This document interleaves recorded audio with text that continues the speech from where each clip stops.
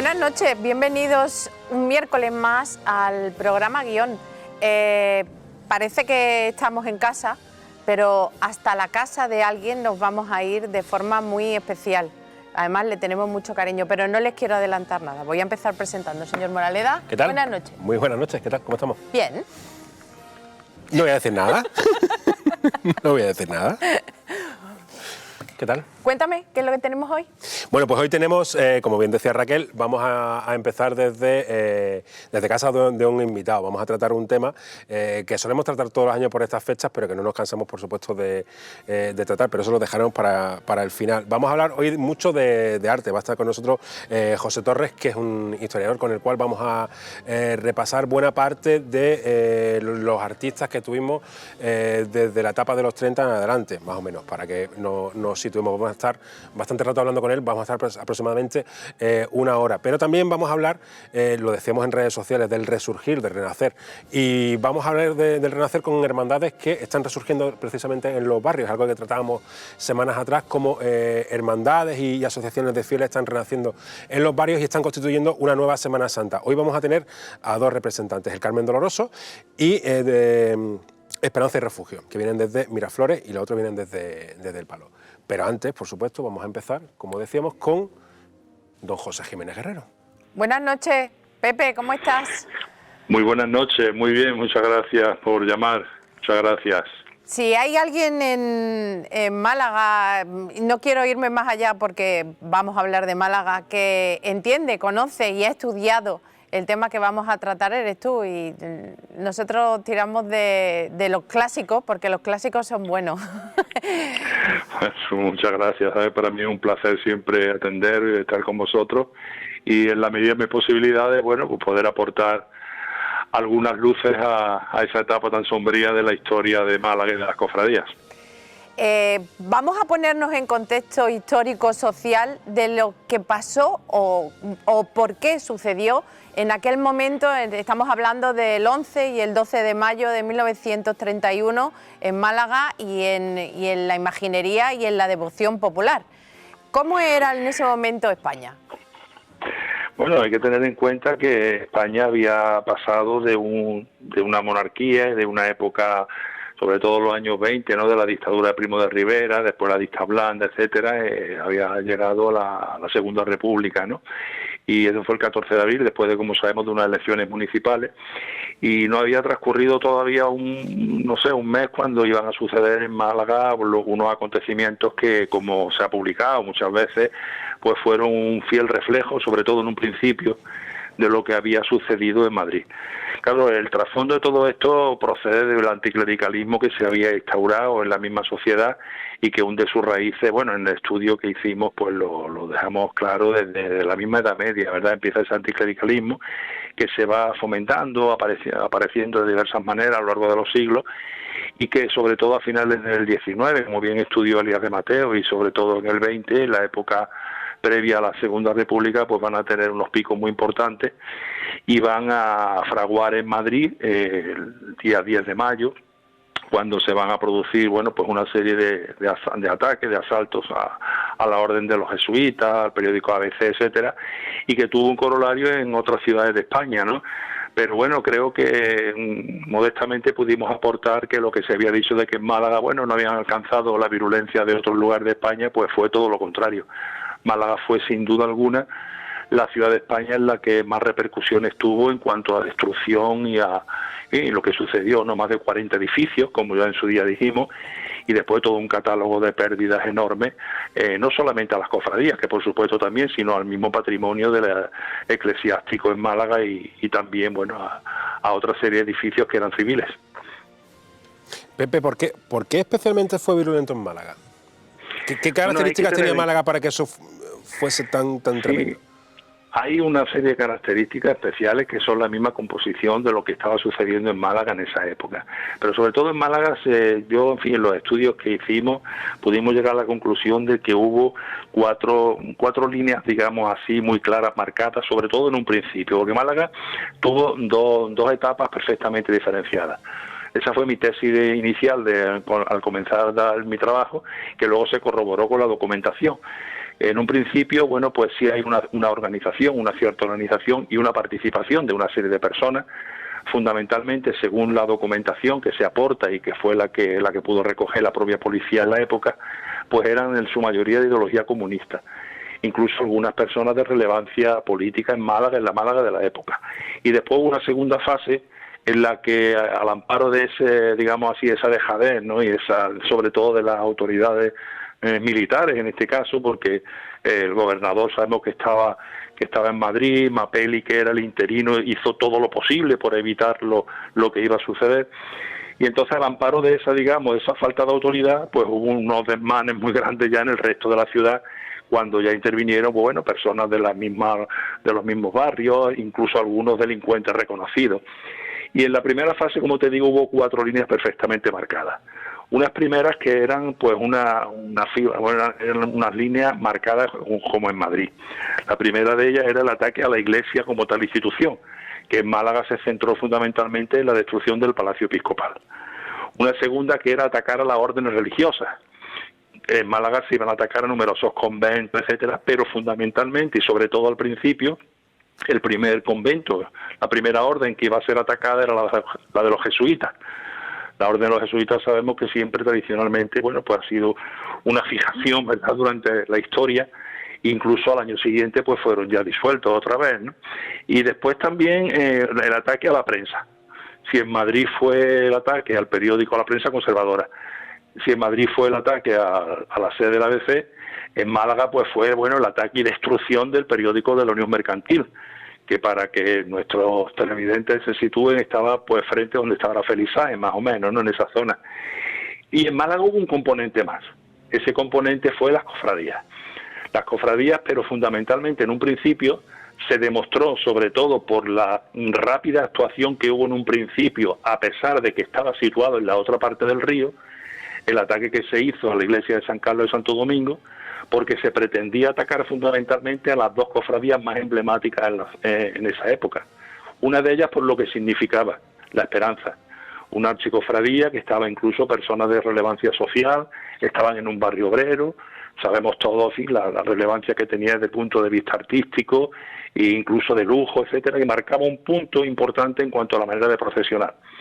Y la segunda, por supuesto, la congregación de Mena, que su ataque vino marcado, por lo menos así lo considero yo, por las propias características de la imagen del Cristo y las vinculaciones que se habían establecido fundamentalmente con los militares y expresamente con el cuerpo de la Legión, que era, como sabemos, un cuerpo bueno con un protagonismo muy grande en lo que era la historia de España y sobre todo su labor en las campañas africanas. Esos fueron, digamos así, los componentes que marcaron desde mi punto de vista pues los sucesos de mayo del 31 en Málaga. ¿Realmente cuándo se empieza a fraguar? ¿La noche del 10 al 11 o el mismo 11? En Málaga fue el 11 por la tarde. Cuando se tuvieron noticias en Málaga de lo que había sucedido en Madrid el día anterior, pues algunos grupos de personas se reunieron fundamentalmente por la zona de la Plaza de la Constitución y allí empezó a circular la noticia de que había que hacer lo mismo en Málaga que había pasado en Madrid. Entonces los primeros acontecimientos se produjeron en la zona del Camino Nuevo, esos conventos situados en esa parte de la ciudad, pero allí se trasladó el gobernador interino, que era el presidente de la Diputación, Enrique Mapelli, que como dije al principio de la intervención, bueno, pues tuvo un empeño enorme en tratar de solucionar el problema, que no llegara a más. Y bueno, llegó incluso al convento de servicio doméstico, estaba por la zona de la Victoria, y consiguió que esas personas, bueno, pues de alguna manera volviesen a la ciudad, y él les arengó, les dijo, en fin, que lo que podían hacer iba a ir en contra de la propia República, pero ya inmediatamente después comenzaron los acontecimientos, sobre todo en la zona del palacio, de la iglesia de los jesuitas, ¿no?, Sagrado Corazón y la Residencia, y a partir de ahí, pues ya por la noche, comenzaron el Palacio Episcopal y ya en la madrugada pues Santo Domingo y todas las demás ciudades. Claro, ¿esto por qué no se acabó prontamente? Bueno, pues como he dicho, porque incluso se recibió la orden de retirar las fuerzas militares. En el momento que aparecían algunos militares en las puertas de alguna iglesia y demás, se acababa el problema. Eso está recogido en la prensa, el diario Málaga, la Unión Mercantil, en fin, en todos los periódicos de la época está recogido lo que se podía haber evitado si realmente las autoridades competentes, en este caso, como se decía en la época, pues hubiesen hecho uso de ese poder disuasorio que tenían en ese momento. Por eso mismo que estaban cerca órdenes militares, por ejemplo el cuartel o el hospital, estaba la zona de la Divina Pastora, por ejemplo, Capuchinos, incluso Monte Calvario, que no entraron. Sí, incluso se dijo también, ya se ha circulado durante muchísimos años, que hubo una presunta lista de, digamos así, de todas las iglesias, los conventos de Málaga, que le habían pedido desde el gobierno civil al obispo de la época, ¿no?, a don Manuel González, le habían pedido una lista con objeto de protegerlos. Y precisamente se decía que esa lista, el orden que tenían los diferentes edificios, pues fue el que siguieron los incendiarios. Esto no es cierto. No es cierto porque, y que por eso, por ejemplo, se había olvidado de poner la iglesia del Santo Cristo y que por esa razón pues no fue atacada. No fue así. La iglesia del Santo Cristo no fue atacada pues porque hubo unas simples parejas de en este caso de guardias militares en la misma puerta, y lógicamente al llegar los incendiarios pues se marchaban, ¿no? Y sí, la presencia, por ejemplo, en la zona de la Victoria del hospital militar y en la zona más alta de la ciudad, pues pudo evitar lo que se pretendía realizar, ¿no? Es un componente más a tener en cuenta, evidentemente. Pepe, soy Curro, que acabo de llegar. Hola, Curro, muy bien, buenas tardes, muy bien, gracias. Un problema logístico, pero vale. Mi pregunta, yo siempre, hablando con amigos y compañeros historiadores, siempre me ha resultado curioso el contexto sociopolítico que había en la época. ¿Podría explicar más o menos por qué, no sé si lo habéis contado, ¿no? Sí, nos ha situado la zona de Málaga y también la zona nacional. Bueno, sí, supongo yo que Pepe habrá contado, por ejemplo, que Málaga fue un calco de lo que pasó en Madrid, por ejemplo. O sea, por lo que he escuchado, sí, lo hemos comentado ya, sí. Si en Madrid se ataca lo que son los jesuitas y el diario de derecha por antonomía se queda la ABC, aquí se ataca la Unión Mercantil y lo que es los jesuitas y después. Pero Pepe, ¿quedan todavía cosas? Siempre se dice que se quemó mucho, pero también supongo yo que habría mucha rapiña en este contexto, en ese caos que fue esa madrugada del 11 al 12. ¿Tú crees que hubo mucha rapiña y mucho robo, entre comillas, de obras de arte y que lo tienen todavía posiblemente muchas familias aquí en Málaga? Bueno, hemos comentado en un principio que las dos fases que hubo, la primera se centralizó, digamos, en la zona centro, para la redundancia de la ciudad, sí, y con todas las iglesias y demás, y la segunda fase se fue a los barrios, digamos. Evidentemente, las afueras de la cercanía de las iglesias, los conventos, pues se lanzaban, se ubicaban muchas de las imágenes en seres y demás, ¿no? Es probable, pues, por supuesto. Ahora, eso no sé, yo no lo puedo asegurar en el sentido de decir mucho o poco, ¿no? Yo lo sí que puedo asegurar es lo que escribí ya hace algunos años, el 2006, en ese catálogo que creo que es dolorosísimo de pérdidas con el que culminaba el libro, ¿no?, de la quema del convento en Málaga que me publicó Arguval. Y ahí se ve, bueno, pues la magnitud tan tremenda de todo lo que se perdió. Que personas se pudieran quedar con algunas imágenes, con esto, evidentemente. Aquellos que incluso algunos quisieron ponerlo a salvo, pues lo tendrán, lo pueden tener familia. Y que pueden aparecer todavía más, pues sí, lo mismo que pueden aparecer alguna otra fotografía, otra documentación, y ojalá aparecieran más, ¿no?, que se fuera completando el estudio que en su día se hizo, ¿no? Y que, bueno, que siempre se repite con mucha fruición, como yo digo, ¿no? Porque lo que se publicó hace ya tantos años, bueno, pues es repetido constantemente en otros medios, ¿no? Pepe, precisamente por eso, hace ya unos años que culminaste, por así decir, tus investigaciones sobre el 31. ¿Nos queda todavía muchas cosas por saber o has podido investigar en este tiempo algo más sobre esta quema de convento? Yo, mira, todo lo que la documentación que encontré, evidentemente, se vertió en ese libro, ¿no? Y yo creo que de toda ella, aparte del conocimiento de lo que sucedió, fue la actitud que tuvieron los distintos organismos civiles y militares ante lo que había pasado. Eso fue muy importante, porque, hombre, importante es saber lo que se perdió, pero las circunstancias son también importantes de saber.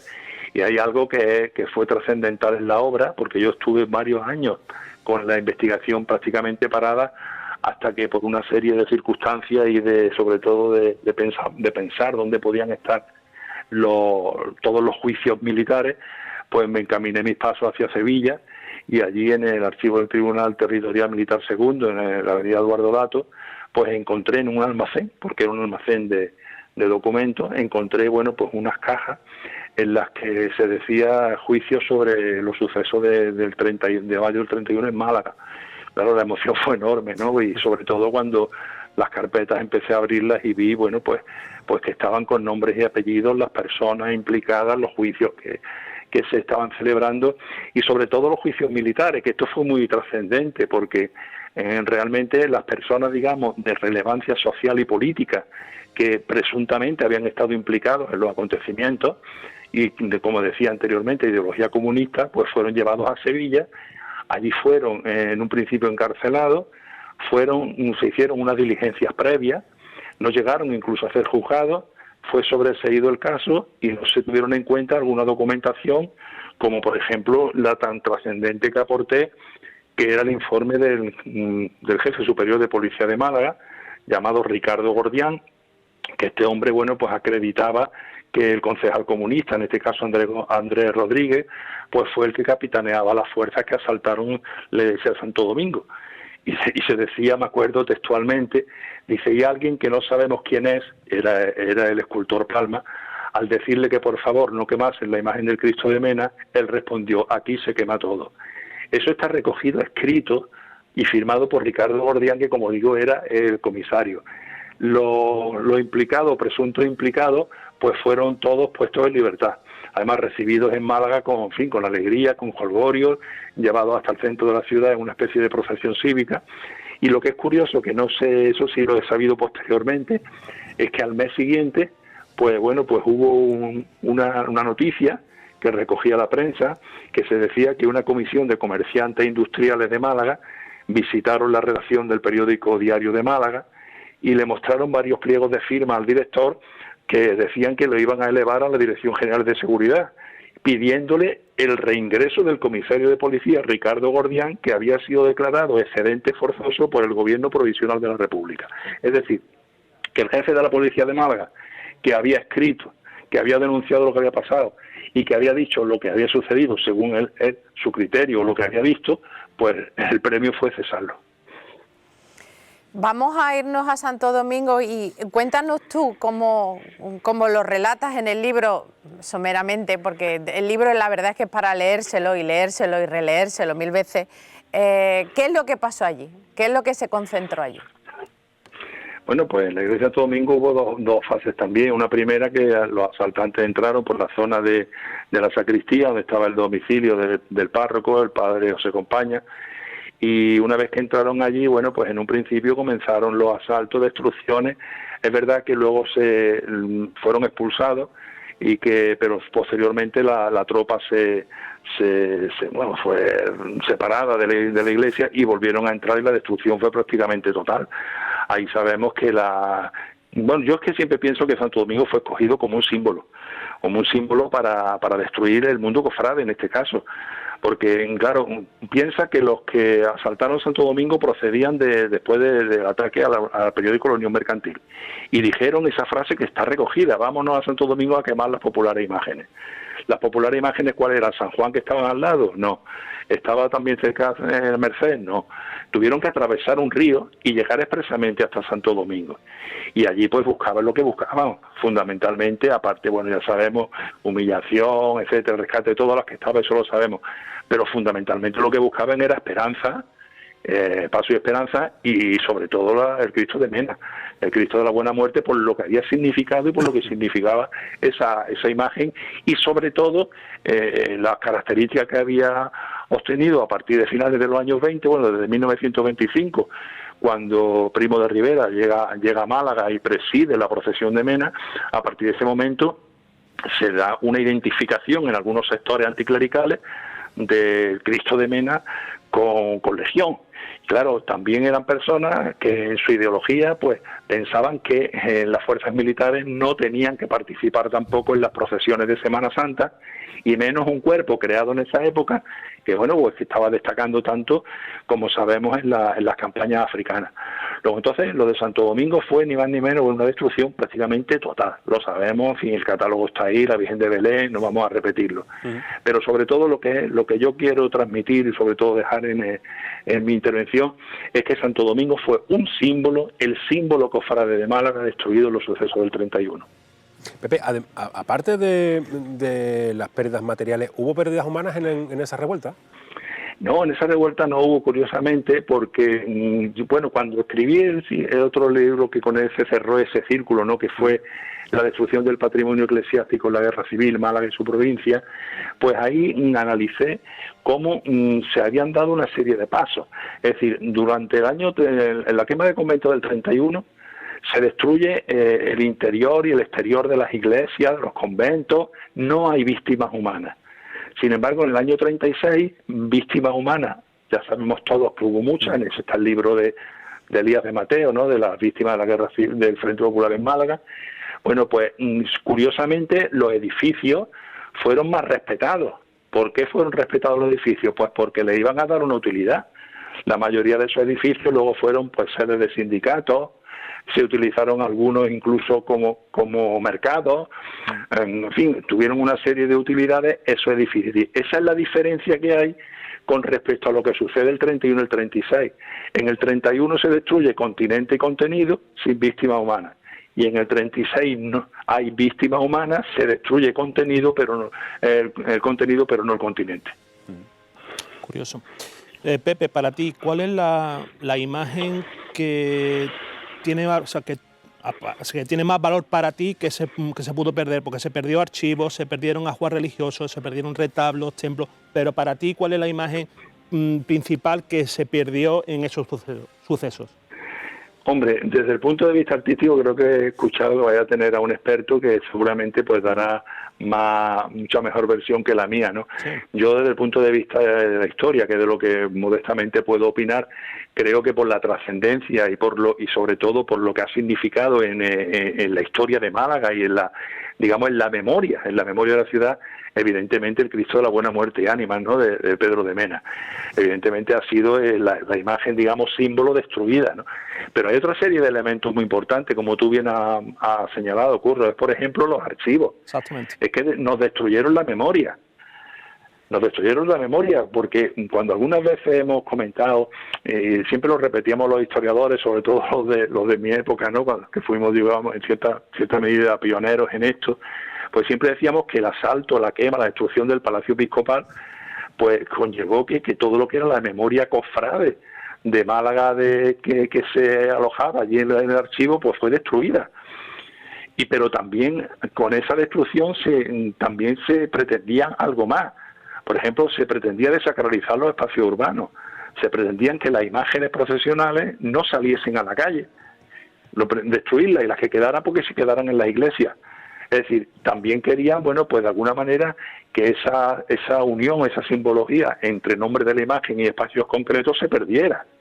Tú cuando dices hoy en día voy a Zamarrilla, todo el mundo sabemos que aparte de la cofradía de la ermita es un espacio concreto y lo está relacionando. Claro, entonces el anticlericalismo trata también de desacralizar esos espacios urbanos y que esos nombres relacionados con la religión y en este caso con las cofradías pues desaparecieron de lo que era el contexto, digamos, de la época de la memoria de Málaga.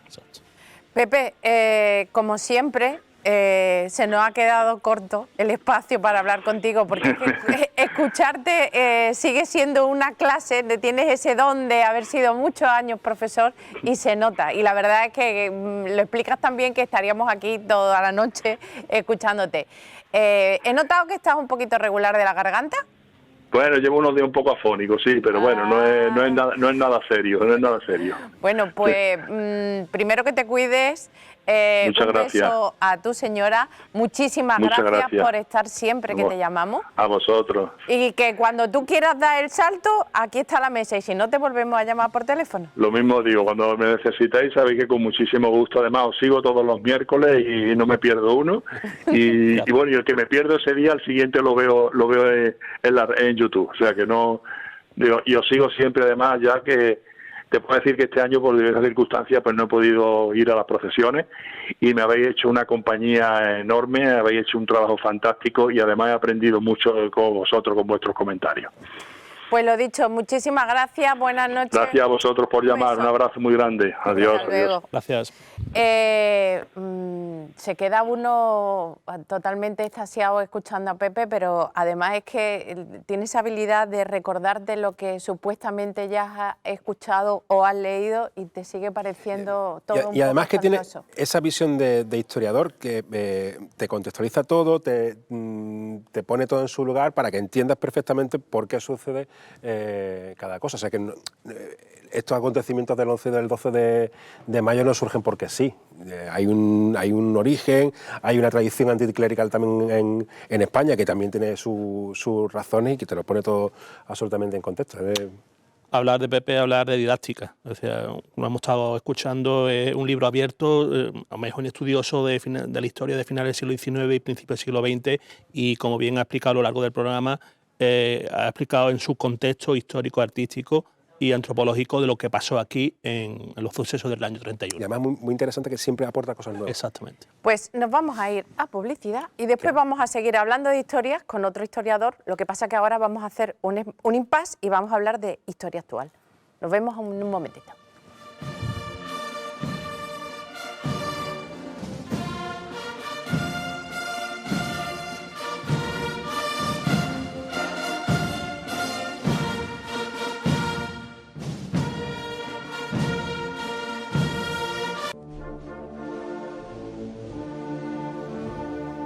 Como bien decía el señor Moraleda al principio del programa, este programa es histórico y dentro de esa historia que estamos desentrañando hace años hay un huequito, porque se lo están ganando ellas, sobre la historia actual de las cofradías y de las que quieren llegar a ser cofradías.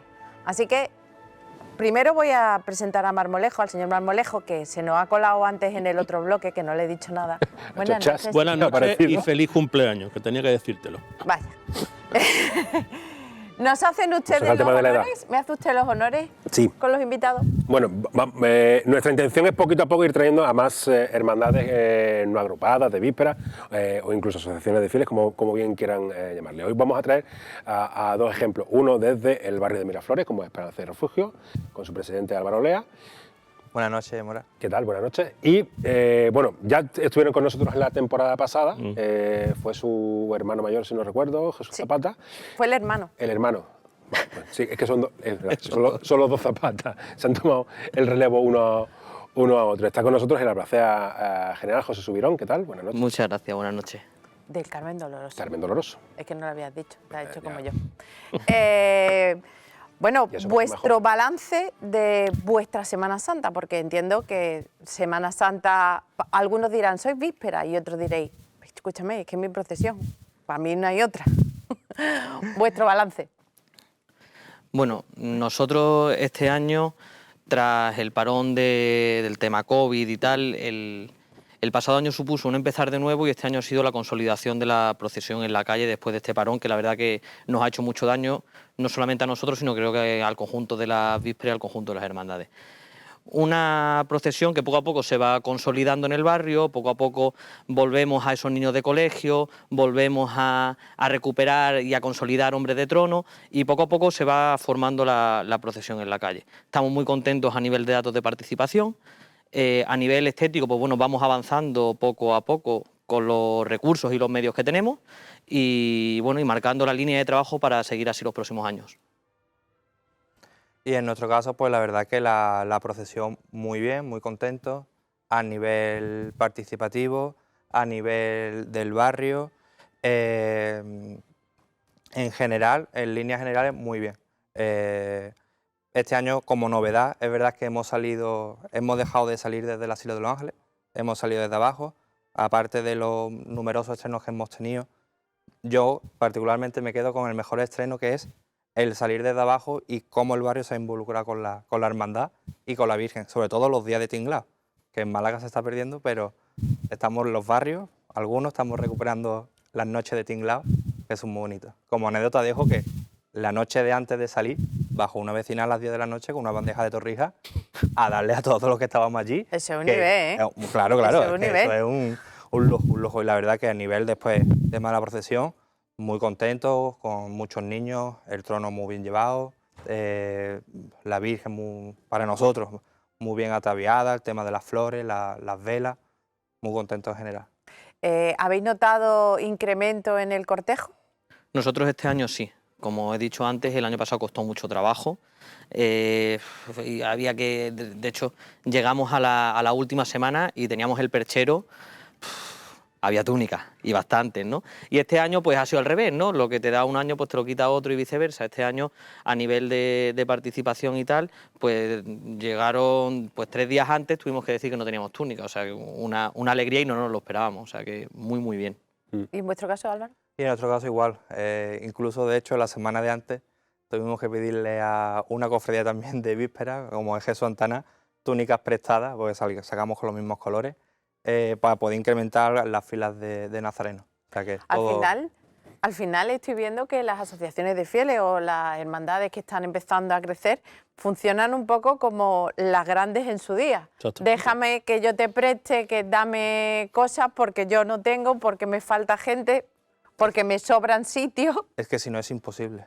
O sea, si no nos O sea, ayuda- tenéis además buen rollo entre vosotros. Sí, hombre, yo particularmente La verdad es que sí. hay buen rollo entre todas las hermandades de víspera, grupos, asociaciones, y si no es que, por lo menos por nuestra parte, sería imposible sobrevivir si no nos ayudamos unas a otras. ¿Y de las hecho, cofradías de nombre real y abolengo también os quieren? ¿O os cuesta más? sí, ¿no? Yo por nuestra parte sí. A nosotros la verdad que nos tratan muy bien. Sí. Y tenemos la suerte de que siempre están ahí para todo lo que pedimos, lo que necesitamos, nos ayudan ya no solamente con enseres de procesión, sino a montar otros eventos, otros actos, nos acompañan en muchos de ellos y la verdad que es una suerte, ¿no? Pues sí. ¿Cómo cuánta gente ponéis vosotros en la calle ahora mismo? Hacer números. Me has pillado así en Tampoco es frío, me exacto, has pillado vaya. en frío. Pero este año nosotros sacamos, pues yo no sé, creo que fueron 68 cirios, después más pues, los poquitos de mayordomo y nosotros pues, poquitos enseres, porque tampoco tenemos gran cosa. Y después en el trono, pues si no recuerdo, iban unos 55 por fuera y luego 12 o 13 en el submarino. ¿Y vosotros, Álvaro? Pues nosotros en el trono vamos 140 por fuera, más 32 abajo en la mesa. Y después nazarenos en sí, lo dividimos nosotros en dos partes. Capirotes en total, cirios y enseres y cargos, sacamos 90. Y después en lo que es la guardería, que son las faraonas, sacamos 30 niños, aparte el grupo de acólitos. Oye, pues tenéis más números que algunas hermandades, ¿eh? No lo va a decir nadie, pero lo digo yo, que para eso de aquí estoy para recibir... Los barrios, hay que irse a los barrios. ¿Pertenecéis a alguna cofradía aparte de la vuestra o Yo pertenezco a la Moria de la Caridad también, saco la Virgen. Y yo soy de Zamarrilla. de Zamarrilla? ¿Y notáis mucho la diferencia entre, me imagino que sí, entre, a ver, que tampoco, te creas tú, porque a nivel de participación, a más de una cofradía le gustaría tener la participación que tiene alguna de víspera, ¿eh? Se nota mucho la diferencia. O sea, como una hermandad, pues realmente normalmente las hermandades de víspera, los grupos, asociaciones, da igual como lo llamemos, ¿no? Hay mucha juventud, hay muchas ganas de trabajar, muchas ganas de cuidar el detalle, mucho buen rollo y eso muchas veces pues se echa en falta en otras hermandades donde rencilla, malos rollos, cosas que no pueden hacerse pues han hecho así toda la vida. Entonces muchas veces vas aquí y dices, ¡buah! Aire fresco. Es muy gratificante y sobre todo esas ganas de cuando hay tanto por hacer y hay tanto por trabajar, no nos podemos permitir pelearnos en detalles y en cosas, ¿no? Vamos todos a una y es muy, muy, muy gratificante. ¿Vosotros? Igual, yo me quedo con la labor que hace el grupo joven. Tenemos un grupo joven de 30 niños. Tenéis un grupo joven. Sí, sí, Qué sí, sí. fantástico. Bueno, aparte de que la Junta de Gobierno somos todos muy Por jóvenes. eso te digo, la somos media. todos muy Yo hoy jóvenes, me siento pero, mucho más mayor que ninguno. Grupo Pero joven tiene el- aproximadamente unos 5 años cada uno. Pero aún así en el grupo joven hay una cantidad de niños que... bueno, también tenemos grupo de las madres, en las cofradías a lo mejor no se escucha. Oh, qué Luego bueno. tenemos Junta de Gobierno, grupo joven y el grupo de las madres. Que son las que nos preparan las comidas. Vaya, nos la hacen las intendencia, claro, la auténtica las intendencia. convivencias, que son maravillosas, maravilla. son maravillosas, son maravillosas. Y muy bien, la verdad. Y la diferencia, pues hombre, claro que imagino que sí habrá diferencia. Porque en una cofradía, digamos, agrupada, a lo mejor lo tienen todo hecho o casi todo hecho. Y aquí pues nos tenemos que buscar la vida y inventarnos cualquier cosa. Principalmente tenía una diferencia que la mayoría de Económica. cofradías económicas y Bueno, una casa hermandad en un sitio. Sí, la economía es que hay que hacer malabares. Esto es como una casa, ingresamos X, hay que gastar X, no podemos gastar más. Dadme un momentito que nos vamos a ir hasta Antequera y vamos a ver qué es lo que tienen preparado allí, porque como ustedes saben, los antequeranos todos los fines de semana tienen algo. Las novenas al Señor de la Salud y de las Aguas finalizan este jueves a las 8 de la tarde con función dedicada por el Ayuntamiento de Antequera, una jornada en la que la iglesia de San Juan permanecerá abierta de forma ininterrumpida desde las 8 de la mañana hasta las 10 de la noche. Ya este sábado se desarrollará a las 12:30 del mediodía la misa de peregrinos y a las 7 de la tarde saldrá en procesión el patrón de Antequera recorriendo desde San Juan, Niña de Antequera, El Carmen, Cuesta de los Rojas, Descalzas, para llegar al centro de la ciudad y regresar en su itinerario por calle Infante Don Fernando, subiendo hasta el Portichuelo antes de regresar a su barrio. Para finalizar su mes de cultos, el miércoles 24 de mayo, a las 6 de la tarde, se ofrecerá la misa de enfermos y mayores, antes de trasladar de regreso al patrón a su capilla. Previamente, este viernes a las 7 de la tarde, la Hermandad del Rocío de Antequera celebrará su misa de romeros en la iglesia de San Miguel, tras la cual, a partir de las 8, el sin pecado de la Hermandad recorrerá las calles de Antequera, acompañado por la Escuela de Tamborileros de Málaga. Y el próximo martes dará comienzo el triduo en honor de María Auxiliadora en la iglesia de San Pedro a las 7:30 de la tarde, finalizando el viernes 26 con procesión por las calles de Antequera. Seguimos hablando con esas otras cofradías que durante la Semana Santa o antes, en las vísperas, tienen un momentito, que tengo un problema con el micro y parece que estoy hablando lento. Ahora. Es que esto es como... ¿Se acuerdan ustedes cuando cantaba? Eso es la edad. No. Los años encima. No. Esto es una broma de mis compis. No pasa nada. Como les decía, seguimos hablando con los hermanos de vísperas, en este caso Esperanza y Refugio y Carmen Doloroso. Señor Marmolejo. Sí, mi pregunta era ¿cuántos hermanos de cuota tenéis ambas cofradías y también qué tipo de actividades a lo largo del año organizáis para financiar? O como bien habéis dicho, sois una hermandad de que tenéis recursos económicos limitados y tenéis que ingeniároslas para buscar cruces de mayo, verbenas, cenas, etcétera. Nosotros somos unos 150 hermanos de cuotas, Sí. aproximadamente, tampoco sabría decirte el número exacto. Y bueno, actividades a lo largo del año tienen que ser miles, porque es lo que dice, además la cuota es pequeña, la luminaria es pequeña y o llenas el calendario de diversas actividades o luego cuando tienes que cerrar el ejercicio hay un problema. Entonces, pues siempre hacemos una tradicional comida con familiares, allegados, gente del mundo cofrade que viene, pasamos un rato. Este año como novedad hicimos un trivial, tal. Y muy bien, aparte pues la típica venta de papeletas y después pues estamos ahora intentando, bueno, pues aumentar un poco en el ámbito de la caridad, que quizás no da dinero, pero bueno, creo que también es algo que a nivel formativo y a nivel de la hermandad llena mucho. Y de hecho ahora este sábado tenemos una recogida de alimentos ahí para la Asociación de Caridad de San Vicente de Paúl, que a todos los que os apetezca pasaros, pues os lo agradeceremos un montón y sobre todo de parte de la asociación que le hace falta mucha leche. ¿De acuerdo? En nuestro caso, nosotros, hermanos, somos 402. Lo estuve mirando ayer con el secretario. 402. 402. Ojo. Hombre, que tiene un barrio detrás. Sí, la verdad que tenemos una suerte inmensa, porque Miraflores que para eso es muy bueno. Y después sobre las actividades que hacemos durante el año, igual que ha comentado José, no paramos. Nosotros acabamos de hacer una cruz de mayo de... Una cruz de mayo doble, dilo. Doble, se te de llena la 2 boca. días, 6 y 7 de mayo. Eso es. En el barrio. Pero bueno, aún no se queda. Ahora el sábado, que es la noche en blanco, tenemos una barra en un instituto, que es el Instituto Victoria, que tiene muchos museos, tiene muchas cosas. Llevamos ya varios años poniendo allí una pequeña barrita. Y en junio tenemos otras 2 verbenas que hacemos, también en el barrio, en Miraflores. Y después, bueno, lotería de Navidad, excursiones, sorteos, todo lo que son convivencia, convivencia con los hermanos, con los hombres de trono, con todo.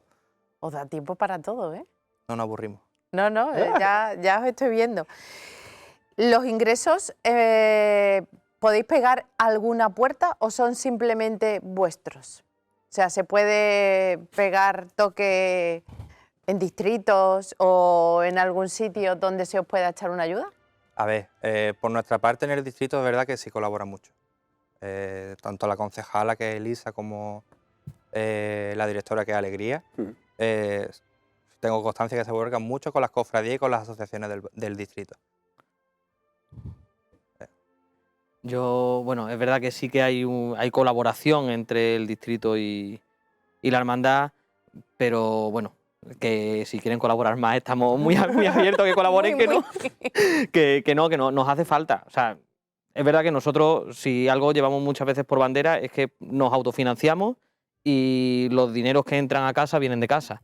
Entonces, pero bueno, que todo lo que sea colaborar, no solamente a nivel económico, sino lo que es a nivel de actividades, a nivel de cualquier cosa que realice la hermandad, toda ayuda, sea por parte de la Junta de Distrito o sea por parte de los vecinos del bar, todo es bienvenido. Vosotros ahora mismo, vosotros sois asociación de fieles, actualmente vosotros sí sois hermandad ya, Sí. ¿verdad? ¿Cómo van las relaciones con la Iglesia? Que es el otro punto importante.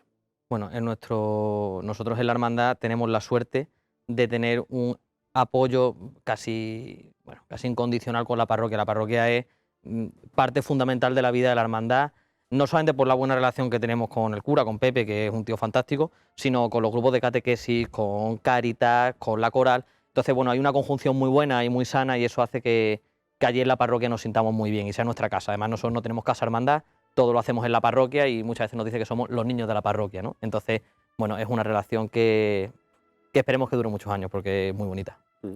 ¿Ahora vosotros? En nuestro caso, pues ahí tenemos nosotros un pequeño problema, que, bueno, lo digo públicamente porque es un tema que llevamos trabajando muchos años y es verdad que nosotros que estamos dispuestos a hacer lo que la parroquia, lo que la iglesia o el cura nos digan. O sea que hemos mantenido conversaciones con el obispado, hemos tenido conversaciones con los párrocos del barrio, pero si te cierran las puertas... Vosotros inicialmente estabais en el Asilo de los Ángeles. Bueno, ¿Dónde está la Virgen ahí? nosotros estamos en el Asilo de los Ángeles, o sea, la Virgen sí está en la capilla del asilo. Después nosotros tenemos unas pequeñas dependencias en el barrio, que es donde hacemos el día a día. Pero la intención del grupo es que la Virgen baje al barrio y que entre en una de las dos parroquias del barrio. Eso es lo que quiere el grupo, la Claro, porque hermandad, la sería, asociación. o está en Miraflores, que sería la suya, por así decirlo, que es la que está más céntrica dentro del barrio, y después está el Pilar, que está un poquito más alejada. Exacto. Bueno, de hecho a nosotros incluso nos viene mejor, me refiero, porque la casa hermandad donde la tenemos está a 50 metros de la iglesia del Pilar. Y como en Miraflores hay otro grupo, pues bueno, pues entendemos que a lo mejor para no molestar o no... El Pilar, para quien se sitúe, es dentro del barrio, de la amplia zona que ocupa Miraflores, la que está más cerca del Hospital Civil del Materno, por así decirlo. La zona de la parte baja. Y ya te digo, nosotros dispuestos a lo que nos digan y eso haremos. Piano. ¿Qué estreno habéis tenido este año? Es decir, que habéis estrenado, pues poquito a poco, eso cuesta es que mucho. se puede estrenar. Si es que se puede estrenar algo, pero yo creo que sí. Carmen Doloroso tiene un listado de cosas que lo he apuntado yo. ¿Pero qué estreno? ¿Tanto? A ver, espérate. a ver si me va a sorprender. A ver, bueno, no, a ver, era en el ajuar de lo que llevaba ella, pero tenéis un montón de cositas así con detalle, ¿eh? Bueno, algunas. Algunas, bueno, pues entonces lo vendéis muy bien. Sí, también es importante. Claro que sí. Marketing. No, bueno, este año sí que es verdad que los estrenos han sido más reducidos, porque también hicimos una importante inversión a la hora de lo que es la estructura del trono y lo que es la moldura, que se hizo ya por fin definitiva buena en cedro el año pasado. Entonces, pues bueno, invertimos un año mucho, pues el año siguiente pues a lo mejor hay que apretarse un poco. Pero bueno, sí que hemos estrenado, pues creo que algunos broches hemos estrenado. Después estrenamos, las flores de talco fueron el año pasado. Bueno, la estructura nueva para poner las flores bicónicas. O sea, los estrenos de este año han sido cortitos. ¿En tu caso, Álvaro? Pues nosotros hemos estrenado este año el trono de la Virgen, que es un trono en una primera fase iba a venir solamente lo que es el frontal de plata. Pero ya en noviembre estuvimos hablando con el orfebre, se llegó a un acuerdo económico, y al final ha salido completo el trono. Lo que es, hablamos de cajillo solamente. Y después también hemos estrenado 6 anforitas del frontal y 14 piezas de candelería del trono. Eso con respecto al trono. Después en el cuerpo de Nazareno hemos estrenado 23 equipos de túnicas de nazarenos nuevas, que ya son las definitivas. con su túnica, su capa, su capirote, su escudo bordado, su cíngulo, todo. Y la idea es que todo el cortejo vayamos iguales. ¿Y echáis de menos salir de allí arriba? Bueno, de hecho, hemos salido porque el traslado, la Virgen salió 2 días antes, el Sí. jueves salió en traslado y bajó desde el asilo. Pero es verdad que lo que hemos ganado estando desde abajo en el barrio, Ujú. lo pones en una balanza y pesa más el salir de... Aparte que el salir de abajo conllevaba porque es que no pasaba el trono nuevo por el paso del túnel. Exacto. Curioso. ¿Cuál es vuestra idea de cofradía? O sea, la hermandad ideal que vosotros tenéis y que queréis proyectar para vuestra cofradía. Bueno, nosotros, y creo que quien haya seguido un poco lo que ha sido la evolución de la hermandad, nosotros siempre hemos tenido muy claro que esa idea de hermandad malagueña, de estilo dieciochesco, tratando de recuperar las cosas antiguas, ¿no? Tratar de estar un poco ajeno a tantas modas que continuamente y durante la historia de las hermandades han venido influyendo, y tratar de crear una identidad, ¿no? Que la gente venga a ver el Carmen Doloroso y diga, esto es el Carmen Doloroso. Me puede gustar más, me puede gustar menos, yo cambiaría, pero esto es el Carmen Doloroso, que tenga una identidad propia, que yo creo que es fundamental a la hora a la hora de construir una hermandad. Nosotros es el caso totalmente opuesto al Carmen Doloroso, compatible las dos. Pero nosotros es verdad que si nos consideramos más una hermandad más de barrio, más alegre, una hermandad de capa, nos fijamos más en hermandades como el Rocío o como la Salud, y ese es nuestro estilo de cofradía, una hermandad alegre. Y Vosotros ahora mismo solamente tenéis a la Virgen y estáis en proceso del Señor, ¿no? Exacto. Ahora mismo solamente tenemos la Virgen y el Cristo pues está en realización todavía, lo está haciendo Juan Manuel García Palomo, que si Dios quiere, pues a ver si a parte de final de año, primero del año que viene, pues puede llegar. Y en vuestro caso, ese nazareno, como tú bien dices, tenéis esa estética dieciochesca y ese nazareno caído del Pedregalejo, ¿cuándo tenéis intención de que salga también acompañando a la señora? Intención, pues, ojalá el año que viene, ¿no? O sea, Sí. intención cuanto antes mejor, pero creo que en la hermandad somos muy conscientes de que lo que es la procesión de la Virgen está aún en un estado de consolidación, en un estado con muchas cosas provisionales, y nos parece quizás un tanto temerario arriesgarnos a sacar al Cristo teniendo esto tan en fase de consolidación. Sí. Entonces, cuando la sección de la Virgen esté bien montada, empecemos a rellenar con enseres, empecemos a formar bien la procesión, podemos empezar a trabajar, que no a sacar al Cristo, ¿no? Entonces, yo creo que va a ser un proceso de años, no sabemos cuánto, pero no está en mente, por lo menos de la actual Junta de Gobierno. Yo les iba a decir, y sobre todo a ellos, bueno, seguro que ellos también harán algo. Tenemos el Corpus ya a la vuelta de la esquina. Algo tendréis previsto, ¿no? Sí. Vaya, de hecho es que cuando nosotros no, por así decirlo, nos hacemos hermandad, que realmente es que nos fusionamos a la hermandad sacramental de la parroquia, el Corpus era el titular de la antigua hermandad que había en la parroquia y por ende es ahora titular nuestro. Entonces el lunes de la previa del Corpus tenemos el triduo y el día 8 la función principal coincidiendo con la solemnidad del Corpus, y después sale el Santísimo, saldrá en la carroza por procesión por la procesión del barrio. Además es algo que de verdad os animo a que todos vengáis a verlo. Es una procesión que no es tan corriente, pero tiene esa magia de ese sabor de barrio, de las calles decoradas, de los vecinos que recuerdan el Corpus de Pedregalejo de toda la vida y ver cómo eso poco a poco se va recuperando, y de verdad merece la pena. Y que os acercáis. montan altarcitos también. Sí, el año pasado, pues lo típico, ¿no? Pues hablando con cofrades, con amigos, con gente del barrio, pues dijimos, bueno, vamos a ver si alguien se anima a montar 1 o 2 altares, ¿no? Y nos plantamos con que aparecieron 9 altares, ¿no? Los balcones, digo, bueno, si no puedes montar un altar, pues decora el balcón, tira la colcha que sea, ¿no? Y pon lo que sea. Y nos encontramos con que la respuesta del barrio fue, vaya, la mejor respuesta que nos podíamos esperar. Entonces, y también que quien se quiera animar a montar altares, hacemos nuestro concurso de altares y que vaya a ser bienvenidos en Pedregalejo. ¿Y en vuestro caso hacéis algo para el Corpus? Nosotros en el Corpus es verdad que no hacemos nada. Me da mucha pena cómo está el Corpus en Málaga. pero, bueno, lo mismo he metido ahí un poco la pata, pero... No. No creo que seas el único que piensa así. Tú pero... Aquí está languideciendo y en Córdoba, por ejemplo, han ampliado recorrido y encima sale la cena. O sea que... Sí, pero bueno, Nosotros- no a es la misma nosotros tradición que aquí que... Sí, pero... De siempre nos hubiera gustado y nos gusta montar altar en el centro, pero no, ¿Tampoco os dejan? No. ¿Por qué? Porque porque eres no una asociación. no somos iglesia. Entonces Ajá. vosotros ahora mismo a nivel de cultos y tal, ¿cómo funcionáis? Nada, no podéis... No, hacer- nosotros tenemos nuestros cultos, tenemos nuestros triduos, nosotros tenemos nuestras misas. Sí, pues viene el párroco. Por la esperanza en diciembre, ¿no? Exacto, por la festividad de la Esperanza, que de hecho la Virgen sale 2 veces al año, sale en Semana Santa bajo palio y en diciembre sale por su festividad, en una procesión de alabanza. Estupendo.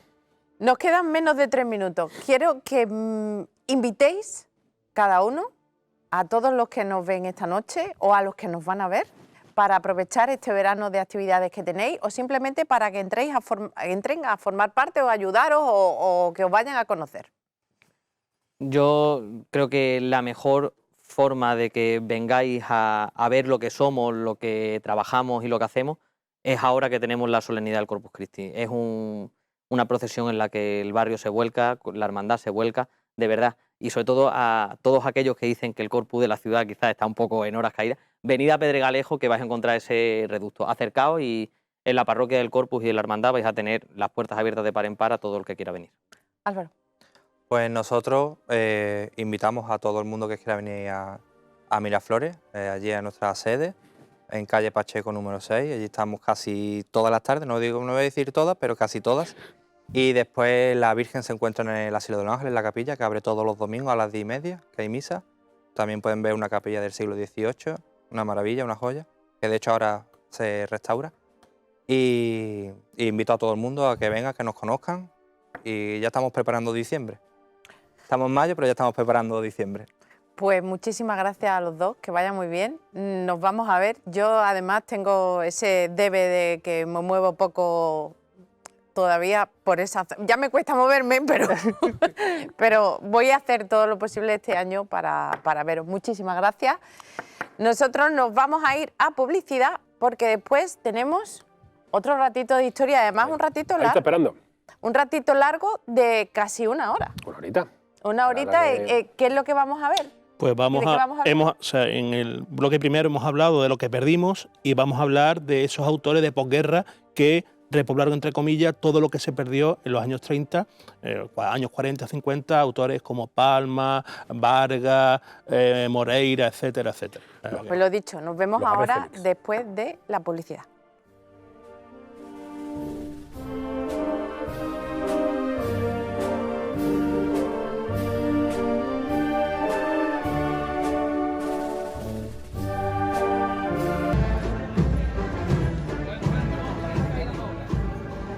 Volvemos a la historia antigua. ¿Y quién mejor que... espérate, que sin gafas veo lo que yo sé. José Manuel Torre. Un poco más y me acerco más por aquí. Han venido todos los años juntos, ¿eh? Sí, me han venido De todos golpe. juntos. Es encantador hacer un programa con todos vosotros y que todos me boicoteéis. Esto es así, esto no pasa nada y yo lo llevo bien. José Manuel, buenas noches. Muy buenas noches, ¿qué tal? ¿Qué es lo que nos vas a contar? Vamos a hacer un viaje a través de esos imagineros o esas imágenes perdidas y los imagineros actuales. Vamos a hacer un recorrido desde la década de los años 30, ¿no? Años 30, años 40. Vamos a hablar de esos escultores que un poco pues, estuvieron recuperando la Semana Santa de Málaga después de los acontecimientos del año 31 y del año 36. Y bueno, vamos a intentar acabar en la situación que tiene actual Málaga, para bueno, un poquito discutir a ver si la situación es igual, mejor, peor, si podemos hablar de una escuela, si nos hemos centrado ya y tenemos unas formas propias.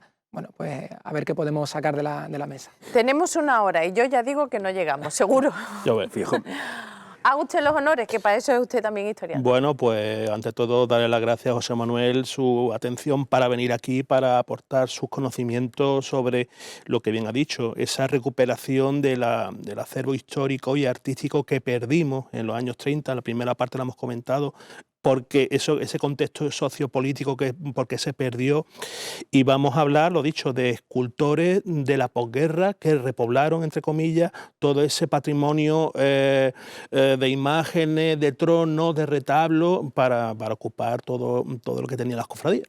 Yo creo, por situar un poco y por ponernos en contexto, vámonos a la Málaga de 1932 aproximadamente. ¿En qué situación nos encontramos? ¿Cuál es el panorama que hay? Nosotros tenemos una situación totalmente desoladora. Nosotros prácticamente el patrimonio religioso, que no cofrade, es decir, el patrimonio en general que había atesorado la Iglesia a lo largo de los 500 años, desde que se incorpora Málaga a la Corona de Castilla en 1487 hasta 1931, pues prácticamente desaparece, ¿vale? No todo arde, sino que hay muchas cosas que están desaparecidas y que, bueno, gracias a Dios, pues poquito a poco están apareciendo pues, en anticuarios o en casa. Pero bueno, en definitiva, la práctica totalidad de nuestro patrimonio es atentado, sufre una serie de atentados que hacen que nosotros en el año 32 pues prácticamente no tengamos nada. Las cofradías no tienen, la mayor parte de ellas, formas de salir a la calle. Por lo tanto, vamos a asistir a un momento histórico en el que, bueno, pues igual que ocurrió en la pandemia, pues se van a suspender las procesiones en algunos años de la década de los años 30. Se va a intentar recuperar la Semana Santa para el año 35, pero el 18 de julio de 1936, bueno, pues el golpe de Estado de Francisco Franco, pues de nuevo va a dar al traste con esa pequeña recuperación. Entonces, en la década de los años 40 prácticamente no hay nada. No hay nada, la mayor parte, pero no hay nada no solamente por parte de las hermandades, no hay nada en la práctica totalidad de las iglesias. Si nosotros pudiéramos coger una máquina del tiempo e irnos a la iglesia o a la parroquia de los Santos Mártires en la década de los años 40, veremos que es que prácticamente era una situación desoladora. Allí no había nada, en Santiago tampoco, en la parroquia de San Juan tampoco. O sea, San Pedro, bueno, pues tú lo sabrás mejor que nadie, no había prácticamente nada en el Carmen. Entonces, no solamente hay que reconstruir la Semana Santa, que la Semana Santa es simplemente la puesta en escena, la puesta en la calle de nuestras imágenes, sino que hay que reconstruir también el culto interno. Hay que rehacerlo de nuevo todo. Esa es la situación que tenemos.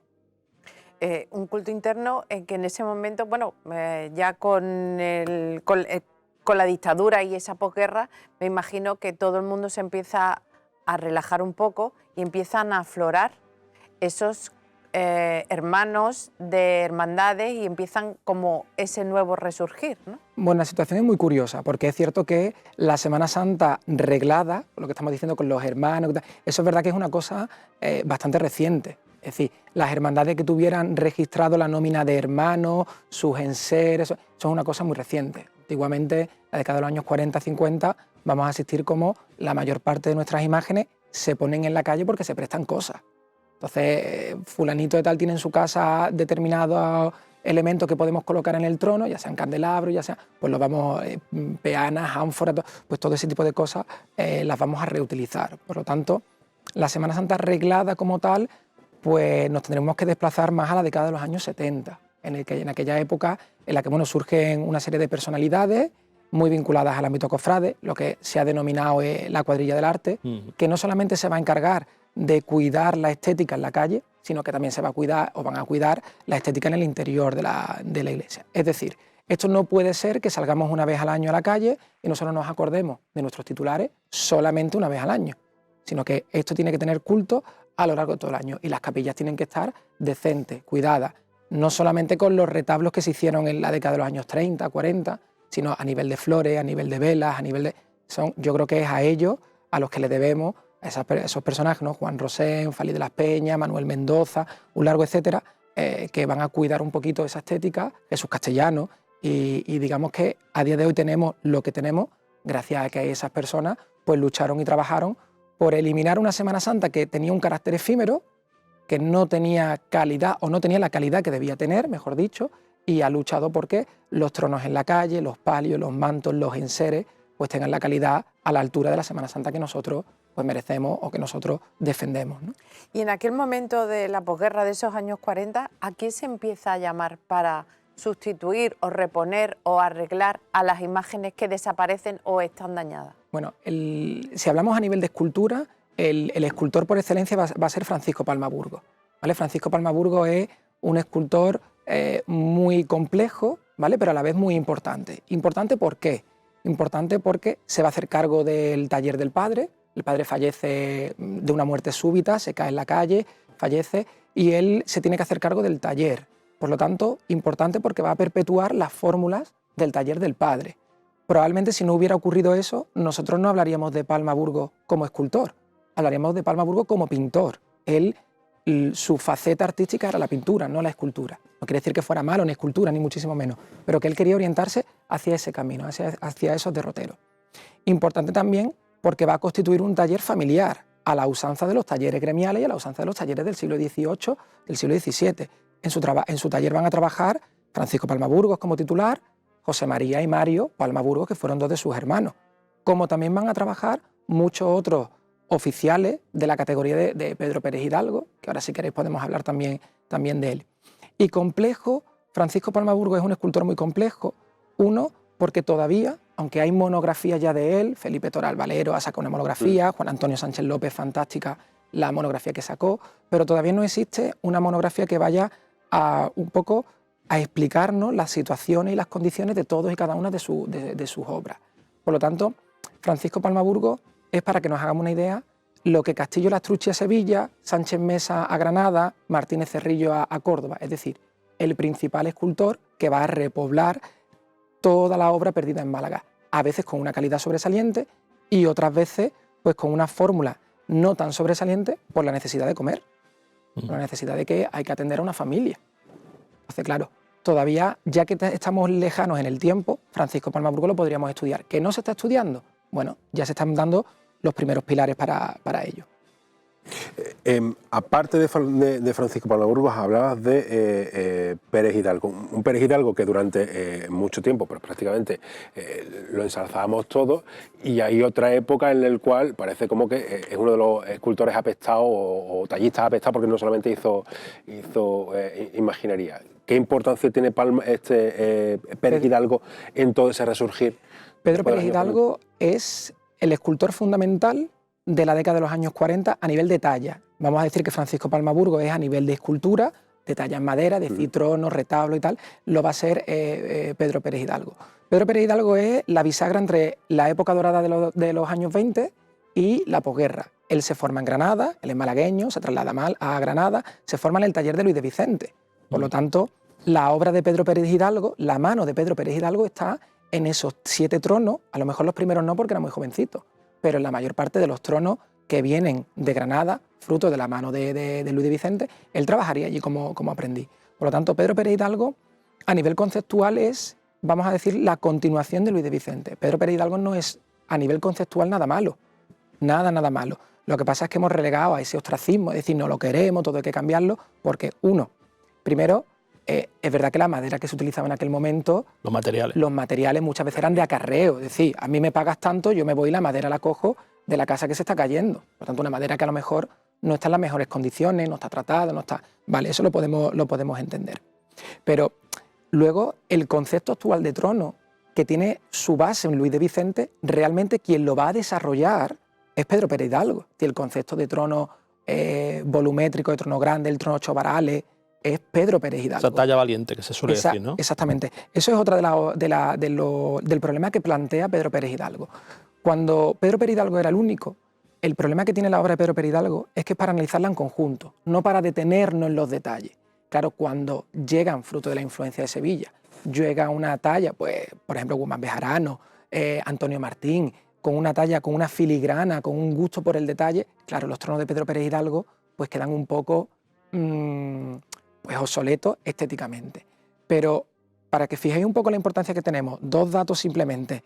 El primero, el mejor trono que ha tenido la Piedad a nivel conceptual, con diferencia, ha sido el que hizo Pedro Pérez Hidalgo en el año 66. La Piedad no ha tasado bien con ningún trono, de hecho el que tiene actualmente está desproporcionado, bueno, pues... Ahí andan intentando buscar un modelo nuevo. Ojalá, porque además estamos hablando de una de las mejores obras, no de Palma Burgos, porque Palma Burgos es quien la batalla realmente, pero la idea conceptual es de Palma García, sí, digamos. Y ahí en el sacado de puntos tuvo mucho que decir también Pedro Pérez Hidalgo. Pedro Pérez Hidalgo trabaja durante mucho tiempo en el taller de Francisco Palma Burgos. Por lo tanto, es conocedor al 100% de todas las técnicas escultóricas. Y luego, en segundo lugar, aunque el trono que tiene a día de hoy es fantástico, creo que en diseño no se le puede discutir, el del resucitado, el mejor trono con el que ha tasado también la imagen del resucitado, sin duda es el de Pedro Pérez Hidalgo. Primero porque respeta la propia concepción del escultor original de José Capuz, que es tener un misterio. A día de hoy el resucitado está relegado a la figura principal, pero no se entiende en el contexto. No está el grupo que te explica cuál es el pasaje evangélico, por mucho que sea obvio, pero los pasajes evangélicos, salvo la cruz, el nazareno y el sepulcro, Cristo estuvo acompañado en todo momento en la pasión. Por lo tanto, los grupos escultóricos tienen que existir. En el misterio de la resurrección también. Entonces, aunque el trono actual no es nada malo, es cierto que a nivel conceptual el de Pedro Pérez Hidalgo respetaba la obra de José Capuz. Por lo tanto, Pedro Pérez Hidalgo no puede ser nada malo. Nada, el retablo mayor de los mártires, yo creo que a nadie se le ocurre decir que eso hay que cambiarlo o que hay que tirarlo, porque es un trono, perdón, es un retablo muy, muy, muy, muy bueno. Otra cosa sí es cierto que lo mismo que hablábamos de Palmaburgo, al final si tenemos que comer, si hay que restituir una cantidad de obra que yo te estoy diciendo, mira, yo para hacerte este retablo tengo que tirarme 4 o 5 años trabajando en él. El Huerto está adorando su retablo y lleva 2 años sin retablo. Ahí estamos viendo los procesos en cuanto a escultura y dorado, el tiempo que se lleva. Y te dicen, no, es que tiene que estar en 3 meses. Bueno, pues yo te lo hago en 3 meses, pero es que además vale esto. Es que no te podemos pagar esto. Pues entonces, su hija Rosa tiene en su casa un mueble y es digno de ver el mueble, la calidad de la talla, porque quiero recordar que tiene representada como una batalla y la batalla es digna de estudio. También estuvo contratado por un anticuario para un poco pues copiar obras que parecieran antiguas. Por lo tanto, no estamos hablando de un escultor malo, nada malo. Obviamente es verdad que en escultura a nivel de imaginería no dio la talla, eso sí es cierto. De hecho, por eso hemos cambiado casi toda su obra. De la misma forma que se han cambiado obras de Castillo Lastrucci, de la misma forma que se han cambiado obras pues, de Martínez Cerrillo, porque volvemos a lo mismo. Hay que contextualizar la obra en su contexto. Entonces, claro, el problema que también hemos tenido aquí con Pedro Pérez Hidalgo es que no ha habido una universidad, porque la Universidad de Málaga, como quien dice, está todavía en pañales de antes de ayer. 75, ¿no? 75, exactamente. Entonces, claro, no existía una institución académica que avalara en un momento determinado, oiga, esto pues es verdad que lo podemos cambiar, como pasa con el trono de la paloma. El trono de la paloma pues podría ser deficiente por cuanto la madera utilizada no era la apropiada. Yo creo que no es buen ejemplo. No, pero la madera utilizada no era... No, aparte, del otro no vamos a hablar, digo del de Pedro Pérez Hidalgo. Pero es cierto que a nivel conceptual, Pedro Pérez Hidalgo crea un sello hasta el punto de que nadie se imagina la paloma en otro trono que no sea como ese. Sí. Como nadie... Sí, se ha convertido en el sello de Málaga, habiendo tronos muchísimo más buenos, pero el sello en la paloma con Pedro Pérez Hidalgo.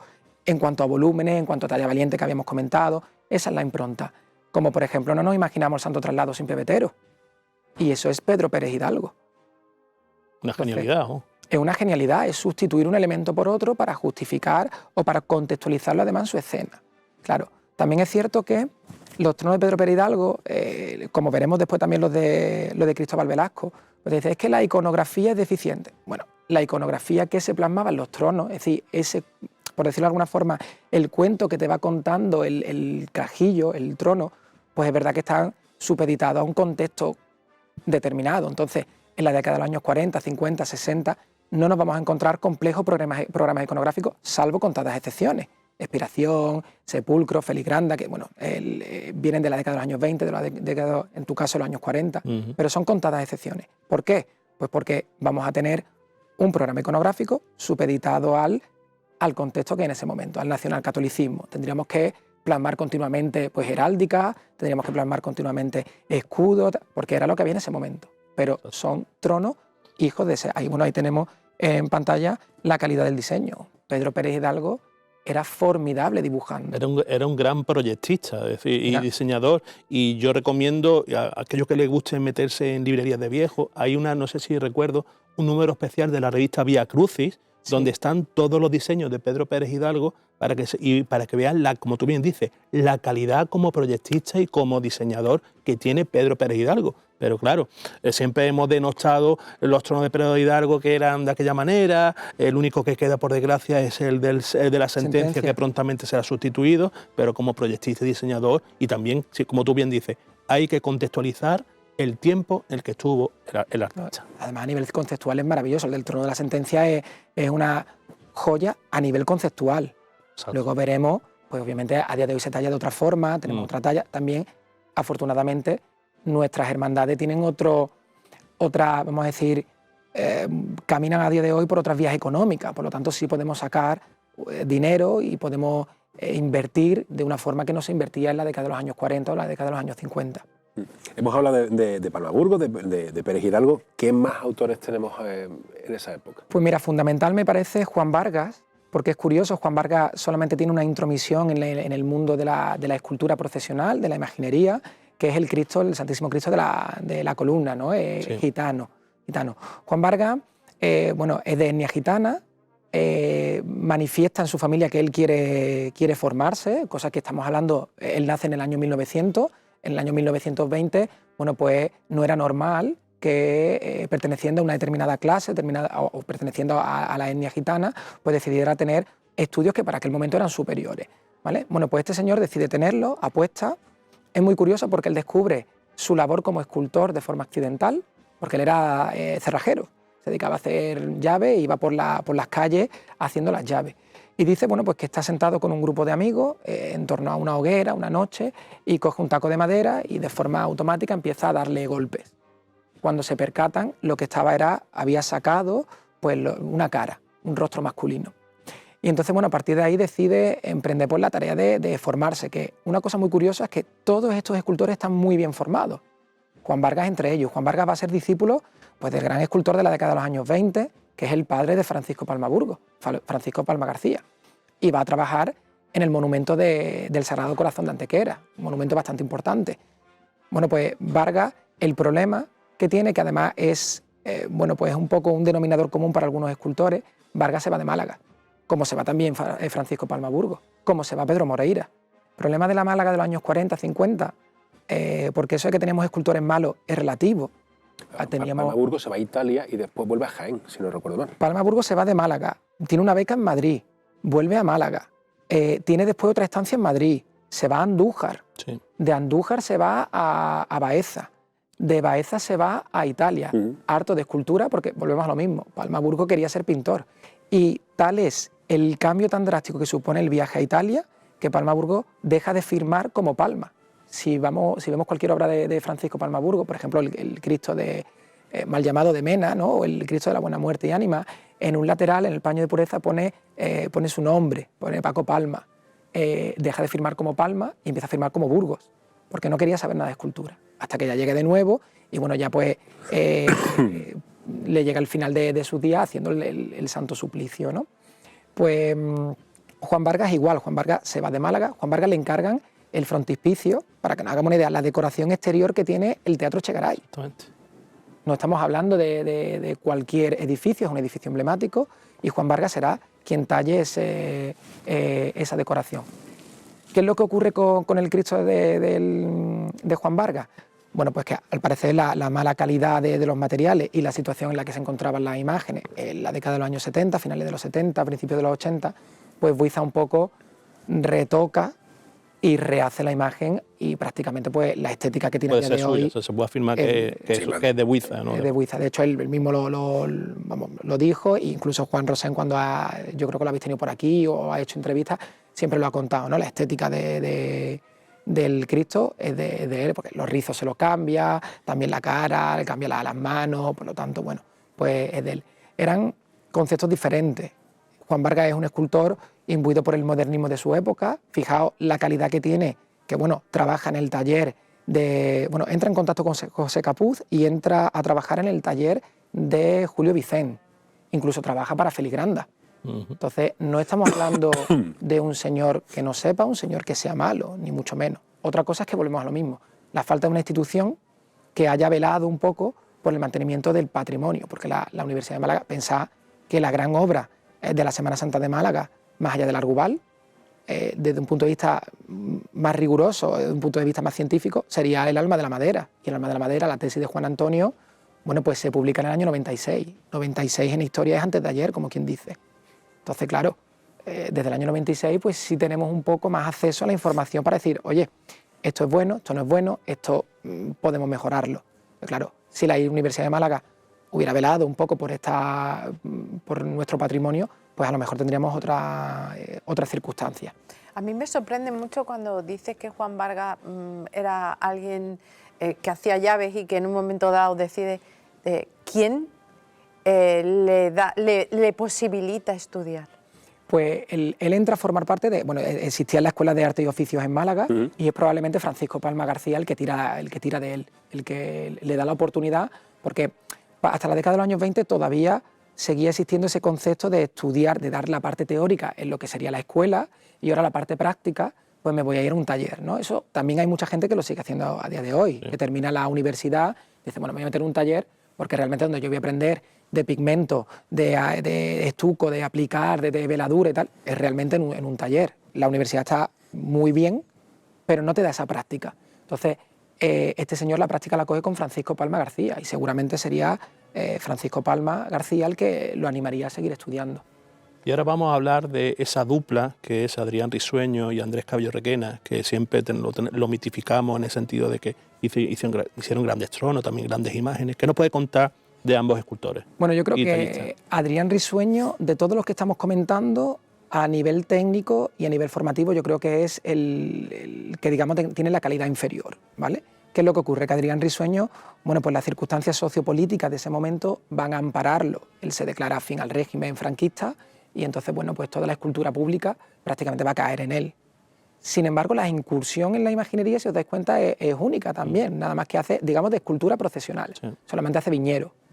Solamente hace viñero. Y la calidad de la imagen de viñero, bueno, pues está allí en la Casa Hermandad, cualquiera puede acercarse a verlo, no era la adecuada. Entonces, es verdad que lo deciden sustituirlo. Lo que sí es cierto es que Adrián Risueño va a tener un gran taller y en este caso Andrés Cabello Requena no ha pasado tanto a la historia porque Andrés Cabello Requena, digamos que era un oficial, aunque Cabello Requena era profesor titular en un instituto, en una escuela, en la Escuela Franco, exactamente, en el actual colegio, el Instituto de la Rosaleda, pues digamos que él va a ser uno de los oficiales, para que nos entendiéramos. Entonces, está la mano de Adrián Risueño en la mayor parte de los tronos, está la mano de Andrés Cabello Requena en la mayor parte de los tronos de Adrián Risueño. Por ejemplo, pues estará en el del mutilado, estará en el de la esperanza. Exacto. ¿Vale? La esperanza, que además de la estructura muchas veces hay gente que dice, no, el trono de la esperanza, no. El trono de la esperanza a nivel conceptual también está muy bien y más todavía ganado considerablemente con la incursión de la talla de Carmona, de Manolo Carmona, exactamente. Entonces, claro, también Adrián Risueño, si os dais cuenta, va a ser deudor de la década de los años 20. Va a ser, digamos que los dos grandes talleres serán a nivel de talla, Adrián Risueño y Pedro Pérez Hidalgo, exactamente. Entonces, claro, sin embargo, Adrián Risueño se queda, para mi gusto, se queda relegado a un segundo plano, muy segundo plano. Sería realmente Cabello Requena el que un poco pues le saca los trabajos adelante y la calidad que pudiera tener su obra pues viene dada por Cabello Requena en la ejecución de los tronos. Nos vamos a ir a publicidad en 2 minutos. De todo lo que has dicho, ¿qué destacarías como punto guía que no deberíamos olvidar en esta mini clase de historia?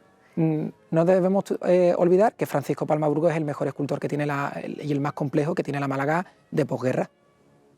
Es el mejor con diferencia. Además, más complejo y deja obra por doquier, deja obra incluso a nivel internacional. ¿Y algo más que quieras reseñar de esta primera parte? Pedro Pérez Hidalgo, a nivel de talla. Si hemos dicho que Francisco Palma Burgos es a nivel de escultura, Pedro Pérez Hidalgo es el gran creador del concepto de trono malagueño, sin duda. Pues nosotros ahora vamos a hacer un breve descanso porque este señor tiene que beber un poquito de agua. ¿El resto también? Y, claro, sí, estamos encantados, pero él tiene que descansar un poquito, nos vamos a ir a publicidad, pero seguimos, vamos a seguir. Parece que vamos a llegar hasta la edad actual. Nos vemos ahora después de publicidad.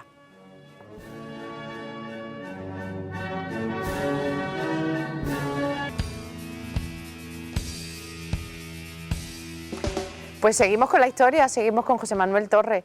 ¿Usted me estaba haciendo una aportación en el intermedio? No, simplemente por cerrar un poco con la etapa de Palma Burgos. ¿Tú crees que ha sido reconocido en Málaga o a nivel general Palma Burgos como otros coetáneos? No, a nivel... Bueno, la mayor parte de los escultores que estamos tratando, reconocimiento tienen muy poquito. Palma Burgos ha tenido mucho reconocimiento en Úbeda, sí. Eso sí, De hecho, hace poco, por el centenario de su nacimiento, se hizo un congreso que versó sobre Palmaburgos, sus discípulos y tal, pero en Málaga yo creo que no. Es cierto que la monografía de Juan Antonio un poco ha buscado poner a Palmaburgos en su sitio, en su lugar, en el que le corresponde, pero todavía creo que por Palmaburgos queda mucho que hacer, muchísimo que hacer. De hecho, estábamos hablando en la publicidad que el Cristo de Mena, que lo tenemos ahora mismo en pantalla, pues está apodado todavía como de Mena, ¿no? Como si el Cristo anterior, pues todavía está la sombra sobre ese Cristo, que era, bueno, maravilloso, estupendo, eso nadie lo discuta, pero el Cristo que talla Francisco Palmaburgos es también de una calidad soberbia, ¿eh? Es buenísimo. Y tachado de Mena, cuando lo que estábamos hablando, la mímesis, el Cristo que es mimético a la obra de Pedro de Mena, que saliera de las manos de Burgos, de Francisco Palmaburgos, es el Cristo de los Milagros. Sí. El Cristo de los Milagros, la configuración general de la obra, la configuración del rostro, de los brazos, la disposición de las piernas, el paño de pureza, todo eso es Pedro de Mena. Aquí, en el de Mena, en el que apodamos de Mena, ¿no? el Cristo de la Buena Muerte y Ánima, es cierto que hay un concepto general que nos rememora a Pedro de Mena, porque hay que entender que esta saga familiar, los Palma García, tanto Palma García como Palmaburgos, es verdad que van a tener una obsesión tremenda, una admiración tremenda hacia Pedro de Mena. Entonces eso se traduce en su obra. Pero el Cristo de Pedro de Mena, bueno, ni tiene los brazos alterados como tenía el de Mena, sino que es una imagen hecha para procesionar, la disposición de las piernas también es diferente, la resolución del paño de pureza. Es cierto que el rostro sí se asemeja un poco más por esa obsesión, esa admiración que hay hacia la obra de Pedro de Mena, pero más allá de eso nada. Entonces es un Cristo que todavía habría que valorarlo y ponerlo en el sitio que le corresponde. Vamos a hablar de un personaje muy curioso. Yo siempre me ha llamado la atención Cristóbal Velasco. Cristóbal Velasco era fotógrafo, era hostelero, pero él destacaba en el mundo del diseño. Y yo, hablando con amigos, siempre lo he considerado como el Cayetano González de aquí de Málaga, porque él es un gran también proyectista y lo tenemos... González, que era de Málaga. Exactamente. Bueno, nace por circunstancias en Málaga, pero sí. Pero en un caso de trono, o sea, del trono de Cristóbal Velasco, tenemos el trono de la misericordia, del caído del Carmen, o el trono del Señor de los Estudiantes. ¿Qué podemos hablar de Cristóbal Velasco? Y Cristóbal Velasco es muy curioso porque si Pedro Pérez Hidalgo es el proyectista, como decimos, ¿no? El diseñador de los tronos grandes, ojo, la mayor parte de esos tronos también en principio eran de 6 varales, ¿eh? Luego a partir de los 70, 80 es cuando nos iremos a los 8 y se nos van las proporciones en muchos casos. Pero Cristóbal Velasco va a ser el recuperador de la estética malagueña por excelencia, en cuanto que si el trono de Carrete es nuestra estética, que también la historia de la evolución del trono malagueño, Juan Antonio se ha aproximado, pero todavía queda mucho que decir. Entonces, si tomamos al Carrete como un elemento propio, idiosincrático de la Semana Santa del siglo XVII, del siglo XVIII, del siglo XIX, Cristóbal Velasco es quien lo va a recuperar. Claro, llega Luis de Vicente y te hace otro tipo de tronos, esos tronos rectangulares, con arbotantes. Pedro Pérez Hidalgo lo va a perpetuar en el tiempo. Y Cristóbal Velasco lo va a recuperar. Lo recupera en el trono de Viñero, en el que hemos visto también, antes con la obra de Adrián Risueño. Trono que es muy curioso, la hermandad, más allá de las calidades del momento, de la uso de madera, que si más buena, más mala, la hermandad lo tiene, lo conserva, y es el camarín del Señor, es la peana que sustenta al Señor durante todo el año. Luego Cristóbal Velasco hará en el 56 y en el 66 los tronos de él, Chiquito y de Estudiante, exactamente como hemos dicho, y después volverá a hacer el de Viñero en el año 87, hará una relectura. Entonces, claro, a Cristóbal Velasco le debemos la recuperación de esa estética más proporcionada, donde se busca el protagonismo de la imagen frente al protagonismo de los tronos o de las calles, ¿vale? Que eso es verdad que también el urbanismo tiene mucho que decir en la configuración de la Semana Santa de Málaga. Y eso va a ser obra de Cristóbal Velasco. Yo creo recordar que esta Semana Santa en la radio, el hermano mayor del Chiquito vino a decir que, bueno, que quieren intentar estudiar la posibilidad de sustituir el trono del Chiquito. Aquí después nos dijo que no. Pues dijo que no. Pues entonces, estupendo, porque es lo que iba a decir. Es cierto, vamos a ir por partes. Es cierto que el trono del Chiquito tiene una serie de elementos que son mejorables. Es decir, el trono del Chiquito no tiene iconografía más allá de las heráldicas. Sí. Es cierto. A día de hoy estamos en una erudición aplicada a los tronos, que bueno, que tenemos unos programas iconográficos que exaltan el misterio, el grupo escultórico que tenemos representado. Te lo compro. Volvemos a lo mismo. Es que el Chiquito se hace en una circunstancia específica, donde el trono del Chiquito hay que analizarlo en el conjunto y no en el detalle. Esa es la importancia que tiene el trono del Chiquito. Si Agustín ha dicho aquí que no lo quiere sustituir, bravo, porque, vamos, me parecería más allá de que tú puedas decir, es que la calidad de la madera de los faroles no es buena. Bueno, pero, oye, es que el concepto de trono es fantástico, fantástico, deudor de un periodo, lo mismo que el de estudiantes. Son un poco la recreación, lo que se asemejaría a los tronos de carrete, sin ser tronos de carrete, ¿vale? Porque es verdad que utilizamos la palabra carrete muchas veces pues muy a la ligera, cuando el trono de carrete por excelencia sería lo que saca Servita, ¿vale? Esa peana chiquitita, una peana que tenemos en la capilla y que en un momento determinado le metemos los varales, le metemos los pales horizontales y va a la calle. Lo que un poco, fijaos, si el rico o en el huerto, que yo lo he dejado caer varias veces, pero bueno, tampoco me hacen mucho caso, las peanas que tiene el Señor de la Oración en el huerto, en la capilla, se utilizarán para el traslado. Sí. Eso sería la Semana Santa típica. Lo que el chiquito tuvo a bien a recuperar con Rafael Ruiz Liébana, cuando se le hizo esa peana de camarín, esa peana para la capilla, y ellos la sacan en procesión. Eso es lo que tú podríamos utilizar. Cristóbal Velasco está cambiando el concepto. Lo han ampliado, lo ha reinterpretado y lo ha actualizado al lenguaje que tenemos pues, en la década de los años 50, 60. Lo bueno que tiene Cristóbal Velasco es que no se le van las proporciones. Ojo, el trono de estudiantes son de 6 varales. Sí. El trono del chiquito, cuando lo vimos en la Magna por el centenario de la... 2016, si no estoy equivocado. 2016, el señor salió con el trono con 6 varales y para mi gusto estaba mucho mejor, mucho más proporcionado. Lo que pasa es que luego, bueno, pues hemos caído en... A ponerle bandeja, ¿no? Claro, el problema es que en muchas ocasiones las ampliaciones, y yo por ejemplo te puedo hablar del trono de la Concepción, que lo tengo muy estudiado, ¿no? Trono de la Concepción, 6 varales, por motivos de peso, bueno, pues en la década del año 90 se decide ampliarlo. La ampliación del trono de la Concepción, ¿en qué se basó? Bueno, pues las esquinas se las voy a sacar, las esquinas se sacaron, se metieron unas pequeñas molduras entre las esquinas y los casetones decorativos y le voy a poner una bandeja, un baquetón, que nosotros lo llamamos, enorme. Entonces eso no puede ser una ampliación. Lo que tenía el cautivo. El cautivo tenía una bandeja enorme. Entonces, claro, esas ampliaciones, en mi opinión, lo que hacen al final es estropear estéticamente el concepto del trono original. El trono del cautivo es una maravilla, en 6 varales. El señor de Málaga es menos, pero en 6 varales. Yo creo que es que el concepto de que tiene que ir expiración en cuanto para elevar. Y yo espero que a nadie se le ocurra ampliar el trono. Dolores Coronada sí es cierto que tenía 6 varales y pasó 7, después 8, es cierto, pero porque la estructura te permitía insertar esos varales. No es que vamos a ampliarlo. Entonces, vamos a respetar las obras originales, porque si no se nos van las formas. Cuando yo diseño algo, yo diseño con un concepto, con unas medidas. Si tú al final rompes esas medidas, se te está desproporcionando el conjunto.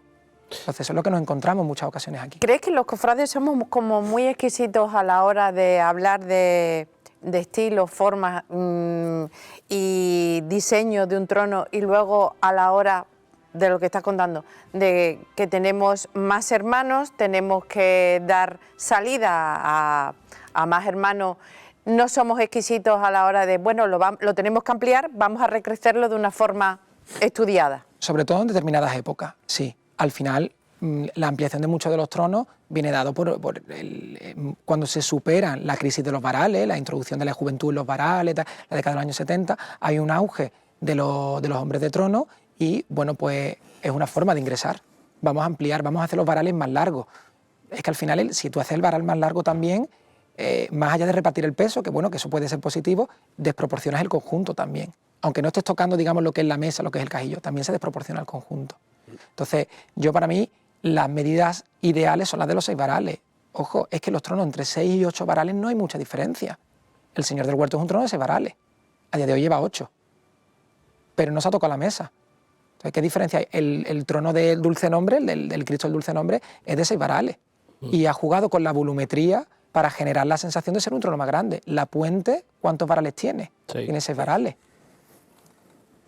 Y no son tronos pequeños. No son tronos para nada pequeños. Expiración, yo creo que cualquiera que vea el trono de la expiración puede decir de todo menos que es un trono pequeño. Sí, y decir que después de la expiración que salían de la propia iglesia, es decir, el Señor salía de la puerta de San Pedro y de la Virgen de sus capillas.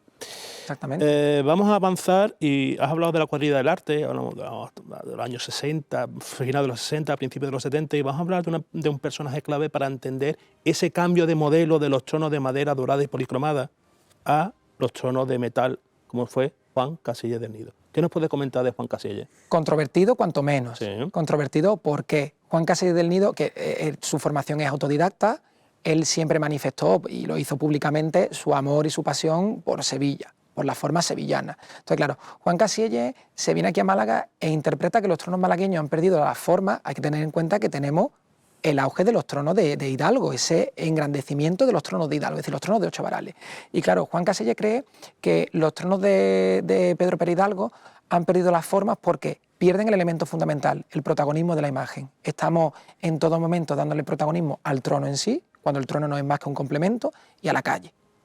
Por lo tanto, Juan Casillas decide, en la medida de lo que también lo dejan las hermandades, empezar a diseñar con otras medidas. Ya os digo, en la medida de lo posible, porque el manto de la Virgen de la Paz, que es de lo primero que él hace, es de todo menos corto. Claro, él también es verdad que el concepto que tenía para la Virgen de la Paz en origen era muy diferente al que le al final plasmó, porque él quería experimentar un poco con la Virgen de la Paz en cuanto a crear un concepto novedoso de palio, un poco por hacer el paralelismo lo que los negritos habían hecho en la ciudad de Sevilla. Claro, no pudo. ¿Dónde pudo Juan Casillas del Nido llevar a la máxima su idea estética?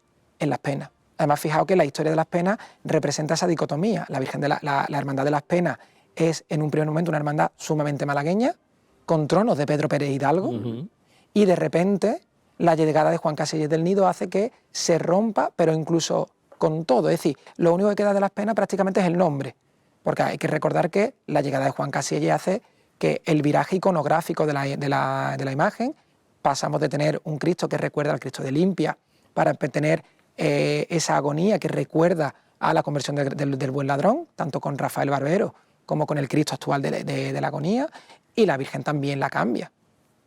Cambia la Virgen que teníamos, bueno, antigua, que teníamos, bueno, ahí eso también tendríamos que estudiar esa imagen, bajo la idea de traer una Virgen sevillana, y lo va a plasmar también en el concepto de palio. 1964, con el palio de Las Penas, yo creo que el gran revulsivo estético en Málaga, que no la introducción de la plata, porque la plata, el de las Dolores Coronadas ya estaba. Incluso la Soledad del Sepulcro en los años 20. Soledad del Sepulcro también, Pasión también. Sí, sí. Sin embargo, no buscando a lo mejor, en la mayoría de los casos, por ejemplo, en Soledad en Dolores Coronadas, buscando la estética sevillana. Es un trono malagueño hecho en plata. ¿Vale? En este caso sí ya vamos a buscar la estética sevillana, porque lo que vamos a buscar es la proporción que él considera que es ideal y donde la Virgen cumple la función, o la imagen cumple la función principal. Y eso es lo que debemos a Juan Casillas. Luego es cierto que estuvo detrás de muchos cambios, que no todos esos fueron buenos. Porque, bueno, aunque las imágenes que tengan sean buenas, por ejemplo, estuvo detrás del cambio de la Virgen de la Trinidad. Porque es que no, la Virgen de la Trinidad era más pequeña que el cautivo, pues él estuvo detrás de ese cambio. Una Virgen malagueña. Siglo XIX, a caballo siglo XVIII, siglo XIX, más buena, más mala, pero hubo un viraje estético también ahí. Entonces, claro, controvertida, ¿por qué? Porque está detrás de todos los virajes estéticos. Todos. La recuperación, en teoría, del ideal se le debe a Juan Casillas. No siempre bueno, porque luego muchos de sus tronos también pecan de estar seriados o pecan de utilizar elementos en todos los mismos. Sí, Estoy acordando capilla, de paño. los dragones. Bueno, los dragones es un sello suyo, que no es Estructura de Capilla, paño, capilla, paño. capilla, Sí. caño. Entonces, claro, placa, columna, placa. sí. hay tronos muy buenos. Vamos a ver, el trono del prendimiento es una joya. A nadie se le puede ocurrir que Juan Casillas del Nido. El trono del huerto, fíjate que Juan Casillas, deudor de la estética sevillana, hace un trono que rememora el antiguo y que no es un trono sevillano. Entonces, Juan Casillas del Nido sabía lo que hacía. Yo eso no lo vamos a discutir nunca. Ahora bien, pues supongo que como todo artista al final de su día o llegado un momento acaba seriando sus formas. Claro. Entonces tiene muchas formas seriadas. Muchos de sus tronos pues al final pecan de tener fórmulas que vamos a Esa acabar trilogía seriando. que siempre comentamos los martes santos, esa trilogía de trono que es Pena, Rosario, Rocío. El mejor Penas. Exactamente, hombre, porque es el original, los otros son, como tú dices, esa copia de la proporciones copia. también, quizás. Claro, Juan Casillas lo que va a buscar, por ejemplo, es la introducción de programas iconográficos que huyan de la heráldica. Aquí la Virgen de las Penas, año 64, nació en el catolicismo todavía, y sin embargo no tenemos escudos en el cajillo. Cajillos pequeños. No hay cajillos de 70, 80, 90 centímetros, no, cajillos chiquititos. Claro, pasa que Juan Casillas iba a Sevilla, le gustaba mucho Sevilla, cogía los elementos sevillanos y los transformaba y los traía aquí a la Semana Santa malagueña. Lo bueno de Juan Casielle es que tenía muy buen gusto dibujando. Y dibujando no solamente a nivel de trono, sino que él dibuja, sabéis que no es lo mismo diseñar para la madera que para la orfebrería, que para un bordado, porque técnicamente un bordado no puede doblar lo que dobla a lo mejor la madera tallando o viceversa, ¿no? Pues claro, él tiene, bueno, nada más que ver el patrimonio del mutilado para ver la calidad que tiene en diseño sus bordados. Nada más que ver el trono del huerto o el trono del prendimiento. Y si nos vamos a trono de Virgen, el Gran Perdón, no es tampoco nada malo en diseño. Entonces, más bien bueno. Más bien muy por bueno. Eso, exactamente, es bastante bueno. Entonces, bueno, y hablar de uno de sus discípulos, Eloy Tellez, pero vamos a ir avanzando porque ya creo que queda poco.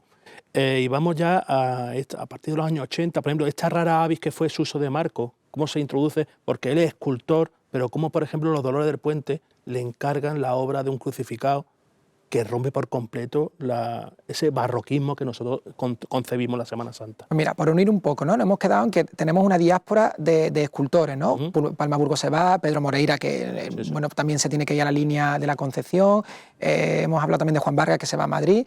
Bueno, pues hay un salto en el que aquí prácticamente se queda Adrián Risueño, Pedro Pérez Hidalgo, y hasta la década de los años 80 hay un salto en el que prácticamente no hay. También tenemos el viraje estético hacia Sevilla, la introducción de los elementos sevillanos. Entonces, claro, en la década de los años 80 llega un señor que es Jesús López García, Suso de Marco, que es, bueno, él nace gallego, no tiene nada que ver con nosotros, ni a priori, bueno, es verdad que su formación es granadina, pero que a priori no tiene nada que ver.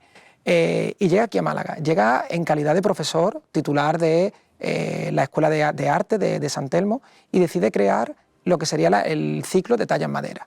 Entonces, gracias a Suso de Marco, o nosotros a Suso de Marco le debemos no solamente el encargo de esa pieza escultórica que supone la reactivación de la escultura en Málaga, aunque luego va a haber un parón a lo largo del año 90 hasta que García Palomo haga el Nazareno de Nueva Esperanza, pero es cierto que a día de hoy trabaje en Málaga José María Ruiz Monte, Juan Vega Ortega, Israel Cornejo, es gracias a la creación de esa escuela, de ese ciclo de talla en madera que supone que a día de hoy podamos gozar de unos escultores que tienen una calidad pues más que reseñable.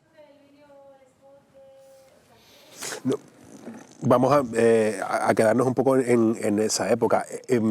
Al principio comentabas, ¿realmente hemos creado una escuela ahora actualmente o mira, si nosotros cogemos... ¿Tenemos una seña de identidad que más o menos se puede identificar? Si nosotros cogemos la definición de escuela, la definición que hace Ballesteros, que dice que es la existencia de un maestro y la continuación de las fórmulas de ese maestro a lo largo del tiempo en varias generaciones, de tal forma que se registra una maestría y un discipulaje, es cierto que todavía no tenemos la perspectiva histórica suficiente como para poder decir si tenemos escuela o no, porque estamos hablando que Suso de Marco pone ese granito en los años 80, pero Juan Vega Ortega es del año 85 y José María Ruiz Montes del año 81. Entonces, claro, todavía están en activo, les queda afortunadamente muchísima vida laboral para seguir trabajando, como puede decirlo. Pero sí es cierto que ya podemos rastrear desde el origen de una escuela no entendiendo escuela escultórica, sino la escuela de San Telmo. Tenemos ese origen, tenemos los primeros escultores sobresalientes, porque bueno, yo creo que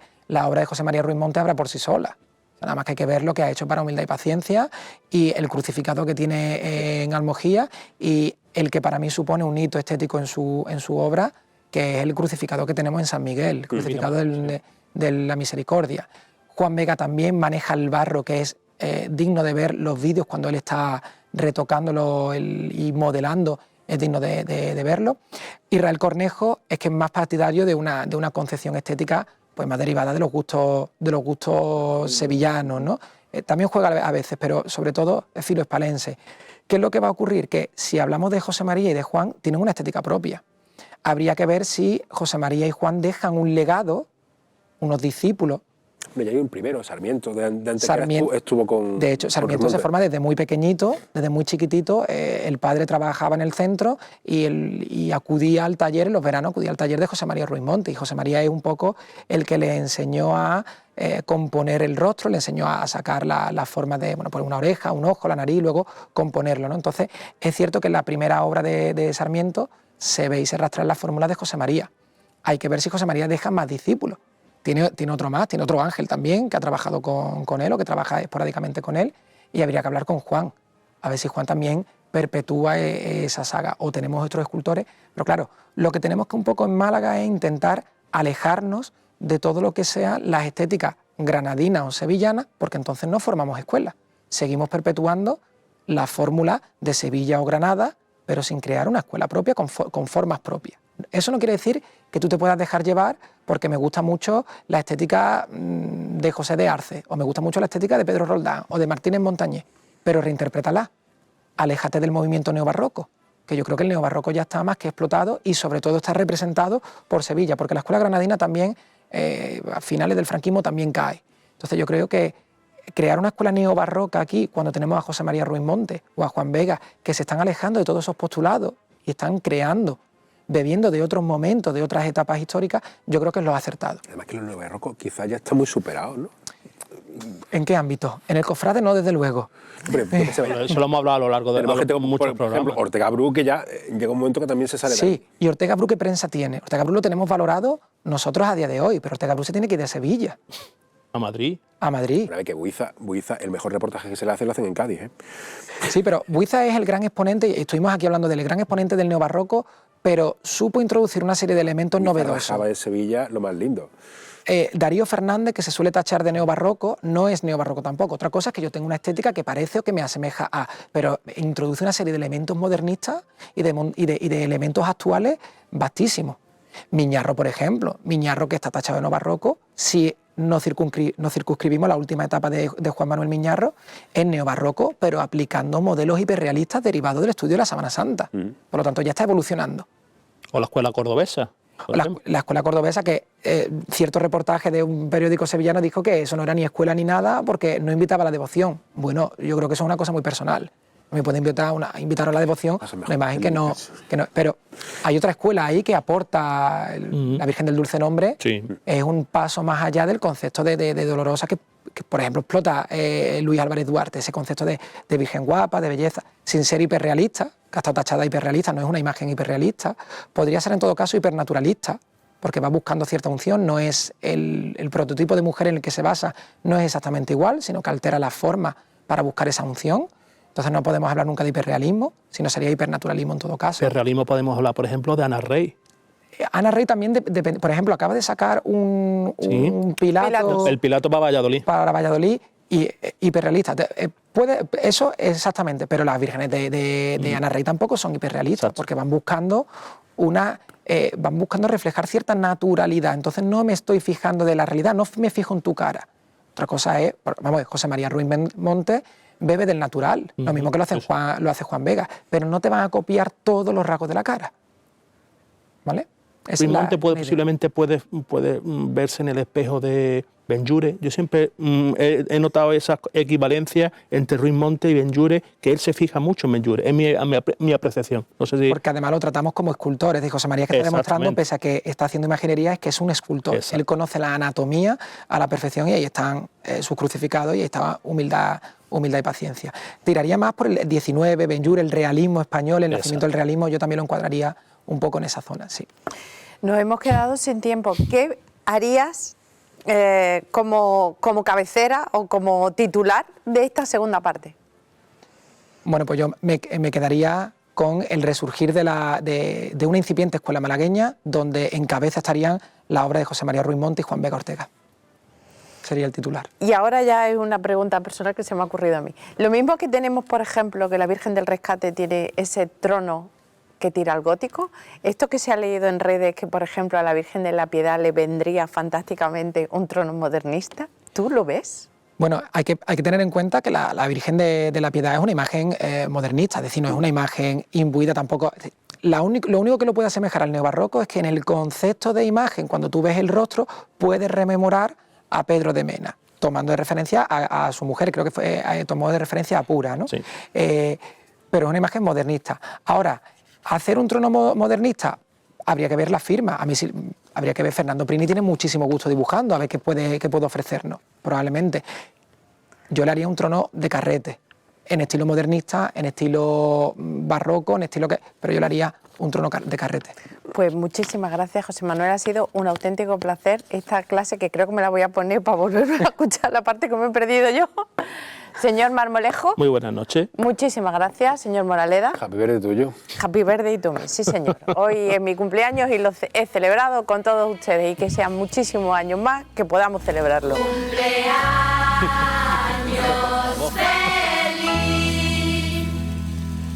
Mis compañeros llevan así toda la tarde. Muchísimas gracias, nos vemos el próximo miércoles. Buenas noches, adiós.